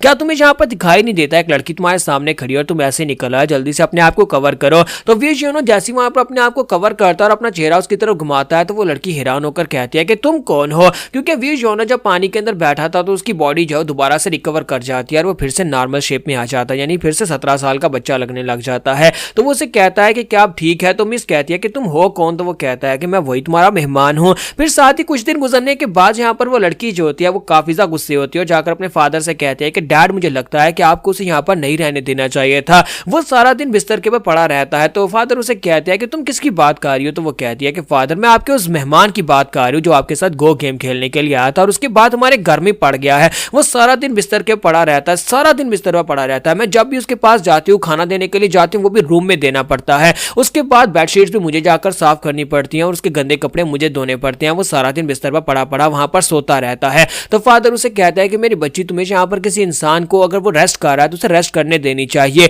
मुझे लगता है कि उसकी पास्ट लाइफ बहुत ही मुश्किल में गुजरी होगी, इसी वजह से वो यहाँ पर बिस्तर के ऊपर पड़ा पड़ा सो रहा है। लेकिन इसका मतलब ये नहीं है कि वो कोई बेकार या फिर लेजी इंसान है। मैं इस बात का आइडिया उसकी गेम खेलने के तरीके से लगा सकता हूँ। जिस तरह से वो यहाँ पर हैवी गेम खेल रहा था, मुझे लगता है कि वो यहाँ पर वाकई में काफी संघर्ष से गुजरकर इस हालात में पहुंचा है। और अगर यहाँ पर कुछ दिनों के लिए वो रेस्ट करना चाहता है तो फिर मुझे कोई दिक्कत नहीं है, उसे रेस्ट करने दो। मास्टर जो होते हैं वहां पर उसके साथ कुछ दिनों बाद फिर से गो गेम खेलते हैं, लेकिन फिर से हार जाते हैं। और माँ वीश योनो, उसकी डेली की यही रूटीन होती है, वो उनके साथ गेम खेलता है, फिर जाकर सो जाता है। और उसकी बेटी जो होती है अपने डैड की बात को मान लेती है कि हो सकता है कि वो वाकई में संघर्ष बड़ी लाइफ गुजार कर यहाँ पर आया और वो रेस्ट करना चाहता है। लेकिन फिर जब वहां पर एक हफ्ता हो जाता है तो उसकी बेटी से और सहा नहीं जाता और वो उसके रूम के अंदर आती है। वहां पर बर्तन बिखरे पड़े होते हैं और हमारा वीश योनो बिस्तर के ऊपर सोया पड़ा होता है। तो वहां पर आने के बाद वो कहते हैं कि फादर को लगता है कि ये एक अच्छा इंसान है जो कि यहाँ पर मुश्किल वक्त से गुजर कर रहा है, इसी वजह से रेस्ट कर रहा है, लेकिन मुझे लगता है कि ये एक बेकार इंसान है। वहां पर आने के बाद उसे कहते हैं कि जल्दी से उठ जाओ। तो वो कहता है कि मैं क्यों उठूं, अभी तो यहाँ पर मेरे ख्याल में सूरज भी नहीं निकला होगा। तो उसे कहते हैं कि जल्दी से उठ जाओ क्योंकि सूरज निकल चुका है। तो वो कहता है कि तो फिर मुझे बताओ कि सूरज डूबेगा कब, क्योंकि मुझे यहाँ पर दोबारा से सोना है। तो वो कहते हैं नहीं, अब तुम यहाँ पर बिल्कुल भी नहीं सो सकते। क्या तुम्हें लगता है कि तुम कुछ बहुत ज्यादा स्पेशल हो? हमारी फैमिली के हालात पहले यहाँ पर काफी ज्यादा बुरे हैं और हम लोग यहाँ पर एक फ्री लोडर को यहाँ पर खाना नहीं खिला सकते। हमारे पास यहाँ पर अपने इंस्टीट्यूट को संभालने के लिए बहुत ज्यादा कम बजट है और ऊपर से तुम सारा दिन बिस्तर पर पड़े रहते हो और यहीं पर खाना पीते खाते पीते हो। तुम्हारा विश योनो से कहता है कि तुम्हारे वो सभी स्टूडेंट्स जो इस इंस्टीट्यूट में आते हैं तुम्हारे मास्टर के पास, सभी पढ़ने के लिए आते हैं और मुझे यहाँ पर सोना है, इसी वजह से मैं यहाँ पर आया हूँ, तो मुझे फिर सोने दो। तो यंग मिस से कहते हैं कि अपनी बकवास बंद करो, तुम्हें यहाँ पर फ्री में कुछ भी नहीं मिलने वाला। वो सभी लोग पैसे देकर यहाँ पर अपना स्टडी करने के लिए आते हैं और तुम यहाँ पर फ्री में सो नहीं सकते। अगर तुम्हें यहाँ पर सोना है तो फिर तुम्हें यहाँ पर इसके लिए कुछ ना कुछ तो बदले में देना होगा। तो विश योनो कहता है लेकिन तुम्हारे फादर ने कहा था कि ये फ्री है। तो वो कहते हैं लेकिन फादर ने ये नहीं कहा था कि तुम यहाँ पर सारी जिंदगी फ्री में पड़े रहोगे, तुम्हें यहाँ पर कुछ ना कुछ तो देना पड़ेगा। और यहाँ पर पैसों के इंचार्ज तो मैं हूँ, मुझे पता है कि हमारी फैमिली के हालात कितने ज्यादा बुरे हैं। तुम्हारा विश योनो कहता है अच्छा ठीक है बताओ फिर मुझे क्या करना होगा। तो उसे अपने साथ लेकर आते हैं और कहते हैं कि तुम्हें इन सभी कपड़ों को धोना होगा। मैं चाहती हूँ कि तुम ये कपड़े धो, तुम्हारे लिए इतना काम आज के लिए काफी रहेगा। तो वो कहता है कि वाकई में इतना काम करने के बाद मुझे फ्री का खाना मिल पाएगा? तो वो कहते हैं कि हाँ, यहाँ पर पूरा दिन तुम्हें फ्री खाना मिलेगा अगर तुम मुझे सारे कपड़े धो देते हो। तो विश योनो जो होता है वहां पर कपड़ों के पास खड़ा होता है, जबकि यंग मिस सोच रही होती है कि मुझे लगता है कि यहाँ पर 2-3 दिन तो लगेंगे इन कपड़ों को धोने में। लेकिन जैसे वो कुछ घंटों के बाद वापस आती है तो वो देखते हैं कि सारे कपड़े वहां पर धुल चुके होते हैं और वहां पर शाइन मारे होते हैं, जैसे कि वहां पर निरमा वॉशिंग पाउडर के साथ उन्हें धोया गया हो। तो वो सभी कपड़ों को देखने के बाद कहते हैं कि क्या ये चादरें पहले से इतनी ज्यादा व्हाइट थी, क्योंकि मैं जब इन्हें धोती हूँ ये इतनी व्हाइट तो नहीं होती। और वो कहां पर चला गया, उसने सारे कपड़े वाकई में धो दिए हैं। फिर साथ ही वो कहते हैं कि ये तो नहीं काम करेगा, मुझे कोई और काम उसे देना पड़ेगा। तो वो उसे अपने साथ बाहर लेकर आती है जहां पर बड़ी बड़ी लकड़ियां पड़ी होती है। वो उसे कहते हैं कि तुम्हें इन सभी लकड़ियों को काटना है, कम से कम 1 हफ्ते का टाइम है, 1 हफ्ते के अंदर तुम्हें इन सभी लकड़ियों को काटना होगा और इसके साथ तुम यहाँ पर फ्री में सो सकते हो, यानी कि फ्री में तुम्हें खाना भी मिलेगा और तो 1 हफ्ते के लिए तुम यहाँ पर फ्री खाना खा पाओगे। और साथ ही वहां पर चली जाती है। थोड़ी देर के बाद जब वापस आती है तो कुछ ही घंटों में यहाँ पर उसने सारे का सारा काम खत्म कर दिया होता है, सभी लकड़ियां उसने काट दी होती हैं।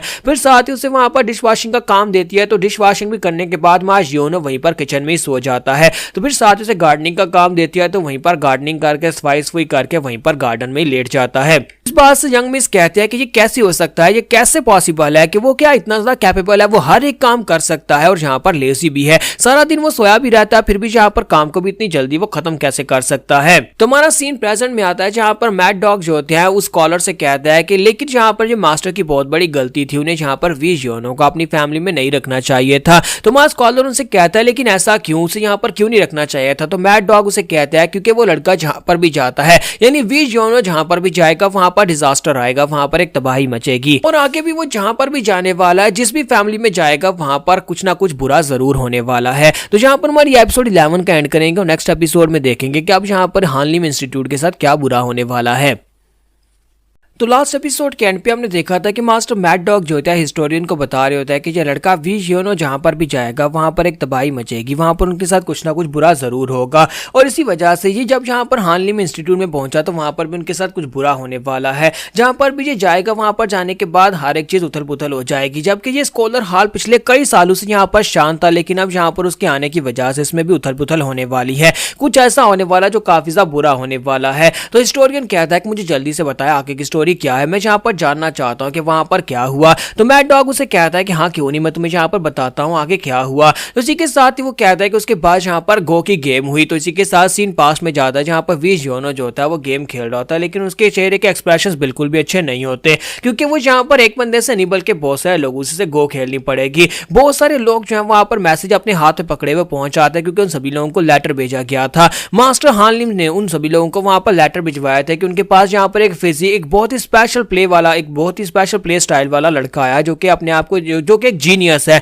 अपने आप में एक जीनियस और गो खेल सकता है। तुम सभी लोग आओ और उसे आकर चैलेंज करो। तो बहुत सारे लोग जो यहाँ पर उसे चैलेंज करने के लिए उस फाइट के लिए पहुंच आते हैं। मास्टर हानलिम ने यहाँ पर पर्सनली सभी लोगों को इन्वाइट किया होता है और सभी लोग यहाँ पर आकर उसे चैलेंज करते हैं और उससे यहाँ पर उससे गो की गेम को हारते हैं। तो वी जियोनो जो होता है कि करके वहां पर उन सभी लोगों को हराते जाता है और सभी लोग जो होते हैं वहां पर छूटकर साइड पर होते जाते हैं। और उसके बाद अगला मास्टर आ जाता है। ये सभी लोग आसपास के छोटे मोटे सेक्टर्स के मास्टर्स होते हैं, छोटे छोटे मर्चेंट गिल्ड्स या फिर छोटे छोटे ओनर्स या फिर नोबल मैन्स होते हैं जो कि यहाँ पर गो की गेम में इंटरेस्ट रखते हैं। और उसके मैसेज मिलने के बाद सभी लोग यहाँ पर पहुंच जाते हैं। तो इसी के साथ एक मास्टर को दिखाता है कि वो वी जियोनो के सामने बैठा होता है। वी जियोनो जो होता है जानबूझकर उसके सामने हारने के लिए अपनी गोटी चलता है और इस तरह से चलता है कि वो उसकी गोटी को मार सके। लेकिन इसी के साथ ही मास्टर सोच रहा होता है कि ये एक बहुत बड़ा जीनियस और अभी तक कोई भी इससे इस गो की गेम में जीत नहीं पा रहा। मुझे लगता है कि ये जानबूझकर मुझे लालच दे रहा है ताकि मैं इसकी चाल में फंस जाऊं, लेकिन मैं ये नहीं करूंगा। और वो जानबूझकर वहां पर दूसरी गोटी चल देता है और उसकी गोटी को नहीं मारता, जिसकी वजह से वी जियोनो कहता है कि ये क्या बेवकूफी हो रही है, मैं उसे मौका दे रहा हूं, मैं बार बार उसे मौका दे रहा हूं, लेकिन वो इस डर की वजह से अपनी गोटी को नहीं चल रहा कि मैं कहीं यहाँ पर उसे जाल में तो ना फंसा रहा हूं। अगर मैं यहाँ पर 2-4 मास्टर से हार जाता हूं पहले 10 मूव्स में तो उन सभी को लगेगा कि मैं कोई स्पेशल नहीं हूं और वो सभी लोग यहाँ पर से वापस चले जाएंगे और मुझे सभी के साथ यहाँ पर खेलना नहीं पड़ेगा। लेकिन ये बेवकूफ समझते नहीं है, इनमें से कोई भी यहाँ पर इस बात को समझ नहीं रहा। तो वो मास्टर भी यहाँ पर उसे कहता है कि मैं इस गेम में हार गया। तो वी जियोनो से कहता है कि हाँ तुम इस गेम में हार गए। वी जियोनो जो होता है वहां पर काफी सारे लोगों से गो की गेम खेलने के बाद थक कर वापस की तरफ जा रहा था और कहता है कि तब तो सिर्फ जाकर मुझे अपने बिस्तर के ऊपर सोना है, मुझे सिर्फ सोना है और मुझे कुछ भी नहीं करना। और पता नहीं कितने मास्टर्स वहां पर लाइन बनाकर खड़े हैं जो कल यहाँ पर दोबारा से मेरे साथ गो की गेम खेलने के लिए यहाँ पर आकर रह रहे हैं। यानी कि उन्होंने यहाँ पर इसको एक गेस्ट रूम बना लिया कि सभी लोग यहीं पर आकर रुकेंगे और कल यहाँ पर आकर खेलेंगे। और साथ ही वो सोच रहा था कि मुझे जाकर अब लॉन्ड्री भी करनी होगी, यानी कपड़े भी धोने पड़ेंगे। तो जैसे ही वो गलियारे में चलता हुआ जा रहा था साइड के ऊपर से यंग मिस की आवाज आती है। यंग मिस किसी से कह रही होती है कि मैंने कहा ना नहीं, ऐसा बिल्कुल भी नहीं होगा। तो वो जल्दी से भागता वहां पर जाता और कहता है कि यहाँ पर क्या चल रहा है। तो वहां पर एक मोटा ताजा लड़का होता है जो काफी ज्यादा हट्टा कट्टा होता है। वो यंग मिस से कह रहा होता है क्या तुम वाकई में मुझसे शादी नहीं करोगी। तो इस बड़े से मोटू का नाम मॉक पुंग होता है। तो ये मोटू जो होता है उसे कह रहा होता है कि मुझसे शादी करो, लेकिन माय यंग मिस उसे कहते हैं कि नहीं मैं तुमसे कभी शादी नहीं करूंगी, क्या तुमने कभी अपनी शक्ल देखी है। तो मास्टर नॉक उसे कहता है कि तुम यहाँ पर इस फैसले के ऊपर बहुत ज्यादा पछताने वाली हो। तो यंग मिस कहती है नहीं मैं बिल्कुल नहीं पछताऊंगी। तो वो उसे कहता है कि जरा फिर से एक बार सोचकर देख लो, क्योंकि मैंने यहाँ पर भी बड़े प्यार से तुमसे कह रहा हूँ कि मुझसे शादी कर लो, क्योंकि अगर यहाँ पर मैंने प्यार से बात करना छोड़ दिया तो फिर तुम्हें और तुम्हारी फैमिली को बहुत ज्यादा दिक्कत होने वाली है। इसलिए प्लीज यहाँ पर सोचो, अगर मैं यहाँ पर प्यार से बात कर रहा हूँ तो प्यार से मान जाओ, वरना मैं तुम्हें उठाकर भी लेकर जा सकता हूँ। तो यंग मिस से कहते हैं कि अपनी बकवास बंद करो, तुम यहाँ पर ऐसा कुछ भी नहीं कर सकते, तुम यहाँ पर जैसा सोचते हो वैसा कुछ भी नहीं होगा। मेरे फादर इतने भी कमजोर इंसान नहीं है, वो यहाँ पर मेरी रक्षा कर सकते हैं। तो मोटू नॉक उसे कहता है कि क्या तुम्हें वाकई में लगता है कि तुम यहाँ पर इस बात से बच पाओगे, अगर तुम यहाँ पर मुझे ना बोलोगी मेरे साथ यहाँ पर डुअल कल्टीवेट या फिर तुम मेरे साथ शादी करने से मना करोगी तो फिर तुम्हारा फादर भी यहाँ पर मेरे हाथ से नहीं बच पाएगा, तुम्हारी पूरी फैमिली यहाँ पर बर्बाद हो जाएगी। तो यंग मिस चिल्लाकर उसे कहते हैं कि मुझे तुमसे बहुत ज्यादा नफरत है, मैं तुम्हें देखना भी नहीं चाहती और यहाँ पर से दफा हो जाओ, हमें तुमसे कुछ भी नहीं चाहिए। तो वो कहता है नहीं मैं यहाँ पर से नहीं जाने वाला। और इसी के साथ यंग मिस फिर से चिल्लाकर उसे कहते हैं कि मैंने कहा ना मैं तुमसे शादी नहीं करूंगी। और साथ ही पीछे मुड़ जाती है, जबकि मोटू नॉक उसका हाथ पकड़ लेता है और उसका हाथ पकड़ने के बाद से कहता है कि तुम कहां पर जा रही हो, अगर मैं अभी यहाँ पर तुम्हारे कपड़े उतार दूं और तुम्हारे साथ वो सब कुछ कर दूं तो मुझे नहीं लगता कि तुम्हारे बाप में इतनी हिम्मत है कि वो यहाँ पर आकर तुम्हें बचा सके, तो क्यों ना हम लोग यहाँ पर इसको ट्राई करके देखें। क्योंकि मेरा जब भी तुम यहाँ पर गुस्सा आते हो मेरा ब्लड बॉयल होता है और मुझे बहुत सा जोश आता है, तो क्यों ना हम लोग यहाँ पर अभी कुछ करें। तो यंग मिस जो होती है बेचारी काफी ज्यादा घबरा जाती है और कहती है कि अब मैं यहाँ पर क्या करूंगी, मैं यहाँ पर इसे कितनी बार ना बोलूं। इसी के साथ ही हमारा वी जियोनो पीछे से निकल कर आता है और कहता है कि तुम्हें नहीं लगता कि किसी के घर के अंदर आकर किसी के साथ जबरदस्ती करना बिल्कुल भी अच्छी बात नहीं है। तो वी जियोनो जैसे वहां से निकल कर आता है तो मोटू उसका हाथ छोड़ देता है और कहता है कि अब तुम कौन हो। तो यंग मिस भी भागती हुई उसके पास आती है और कहती है कि तुम यहाँ पर क्या कर रहे हो, जल्दी से जाओ जाकर लॉन्ड्री को करो और उसके बाद फायरवुड्स को भी जाकर काटना है। तुम्हारा वी जियोनो उसके हाथ की तरफ देख रहा था और उसे कहता है क्या तुम ठीक हो, तुम्हें नहीं लगता कि तुम्हें यहाँ पर इस तरह की गेम्स खेलने की बजाय डायरेक्टली मुझसे कहना चाहिए कि मदद करो। इसी के साथ ही वी जियोनो उसके बालू के अंदर जो एक पट्टी बंधी होती है उस पट्टी को खोल लेता है और उसे खोलने के बाद अपने बालू के साथ बांधता, फिर साथ ही वहां पर आगे बढ़ता जाकर मोटू नॉक के सामने खड़ा हो जाता है। तो मोटू उसे कहता है कि तुम्हारी हिम्मत कैसे भी यहाँ पर मेरे मामले में आकर टांग अड़ाने की, आखिर तुम हो कौन और यहाँ पर बीच में क्यों आ रहे हो। तो हमारा वी जियोनो से कहता है कि सॉरी प्लीज माफ करना, मुझे यहाँ पर मैनर्स नहीं है और तुम्हारे जैसे आदमी के साथ बात करने की तो मुझे बिल्कुल भी मैनर्स नहीं है। लेकिन तुम्हें यहाँ पर मैनर्स के बारे में बात नहीं करनी चाहिए जो कि किसी दूसरे के घर में आकर किसी दूसरे को फोर्स करने की कोशिश कर रहा है, और तुम्हारे जैसे लोगों से मैं अक्सर यहाँ पर इस तरह से बात करता हूँ। तो ये बात सुनने के बाद मोटू से कहता है तो कहीं तुम ही तो वो लड़के नहीं हो जिसे यहाँ पर हानलिम का जीनियस कहा जा रहा है, जो गो की गेम खेलने का काफी ज्यादा अच्छा माहिर है। तो वो उसे कहता है कि मुझे इस बारे में नहीं पता कि मैं कौन हूँ, लेकिन तुम बताओ कि तुम कौन हो। जैसे मोटू वहां पर अपनी तारीफ करने लगता है, इसी के साथ ही वी जियोनो से कहता है कि रहने दो, मुझे इस बात से फर्क ही नहीं पड़ता कि तुम हो कौन, वैसे भी तुम यहाँ पर एक घटिया इंसान हो, तो मैं यहाँ पर तुम्हारे बारे में जान के क्या करूंगा। तो मोटू और भी गुस्सा हो जाता है और कहता है कि अगर तुम यहाँ के एक जीनियस हो तो फिर जीनियस बनकर रहो, जाओ जाकर अपनी गेम्स खेलो और दूसरों के रास्ते में मत आओ वरना तुम यहाँ पर मारे जाओगे। तो वी जियोनो से कहता है कि अपनी बकवास बंद करो, अगर तुम यहाँ पर दोबारा इस लड़की को तंग करोगे तो फिर तुम यहाँ पर मेरे हाथ से मारे जाओगे। तो मोटू जो होता है वहां पर गुस्से के साथ जब उसके ऊपर अटैक करने लगता है तो साइड के ऊपर से बहुत सारे एल्डर्स निकल कर आ जाते हैं और सभी लोग आकर उसे ग्रीट करते हैं। सभी लोग मास्टर नॉक को भी जानते होते हैं और अब यहाँ पर जीनियस को भी जानते हैं, तो उन सभी को देखने के बाद शांत हो जाता है और वहीं से पीछे की तरफ मुड़ जाता है और कहता है फिलहाल के लिए तो मैं यहाँ पर से जा रहा हूँ, लेकिन तुम दोनों मेरी बात को भूलना मत, यहाँ पर ये तो होकर ही रहेगा। 3 दिन के बाद मैं यहाँ पर वापस आऊंगा और 3 दिन के बाद अगर ये लड़की मेरी बाहों में नहीं हुई तो फिर पूरे की पूरी इस फैमिली को बर्बाद कर दूंगा। हमारे पास सिर्फ 3 दिन है सोचने के लिए, या तो खुद मेरी बाहों में आ जाओ या फिर मैं यहाँ पर जबरदस्ती करूं। और इसी के साथ ही वो चला जाता है। तो उसके चले जाने के बाद वी जियोनो कहता है कि लड़की ये था कौन, तो वो उसे कहती है कि इस बंदे का नाम नॉक मॉक पुंग है और ये कमीना इंसान जो है ये अडॉप्टेड सन है इंपीरियल पैलेस के अटेंडेंट का। इंपीरियल पैलेस में एक हमारे जो एम्परर है उनका एक अटेंडेंट है, उनके अटेंडेंट का ये अडॉप्टेड सन है। वी जियोनो से कहता है लेकिन वो तुमसे यहाँ पर क्या कह रहा था जिसको तुम यहाँ पर ना कह रही थी। तो वो उसे कहते हैं कि वो मुझसे शादी करना चाहता है। तुम्हारा वी जियोनो से कहता है कि तुम्हें नहीं लगता कि ये अच्छी बात है, वो एक अच्छी वेल्दी फैमिली से और उसका बैकग्राउंड भी काफी ज्यादा अच्छा है, तो फिर तुम्हें तो उसे शादी कर लेनी चाहिए। तो वो उसे कहते हैं कि तुम्हें वाकई में लगता है कि मैं यहाँ पर इस तरह के घटिया पिग से शादी करूंगी जो कि सिर्फ और सिर्फ थर्की किस्म का इंसान है, और ऊपर से क्या तुम्हें लगता है कि मुझे पसंद करता है इसी वजह से मुझसे शादी करना चाहता है। नहीं, तुम यहाँ पर गलत समझ रहे हो, असल में वो मेरे फादर की वजह से मुझसे शादी करना चाहता है, क्योंकि मेरे फादर के पास कुछ ऐसी पावर और कुछ ऐसी नॉलेज है जिसकी वजह से इंपीरियल पैलेस के लोग उनसे डरते हैं कि वो यहाँ पर अपनी एक अलग पार्टी ना खड़ी कर दे, क्योंकि अगर यहाँ पर मेरे फादर ने एक अलग पार्टी खड़ी कर दी तो बाकी के सभी मंत्री जो है उनको बहुत सा नुकसान होने वाला है। इसी वजह से वो यहाँ पर इस शादी के जरिए से मेरे फादर को बाइंड करना चाहते हैं। तो यहाँ पर हम लोग अपनी एपिसोड 12 का एंड करेंगे। नेक्स्ट एपिसोड में देखेंगे जब मोटू यहाँ पर वापिस आएगा इस लड़की को उठाने के लिए, तो तब हमारा लेजी हीरो यहाँ पर क्या करेगा और कैसे यहाँ पर इस लड़की को बचाएगा।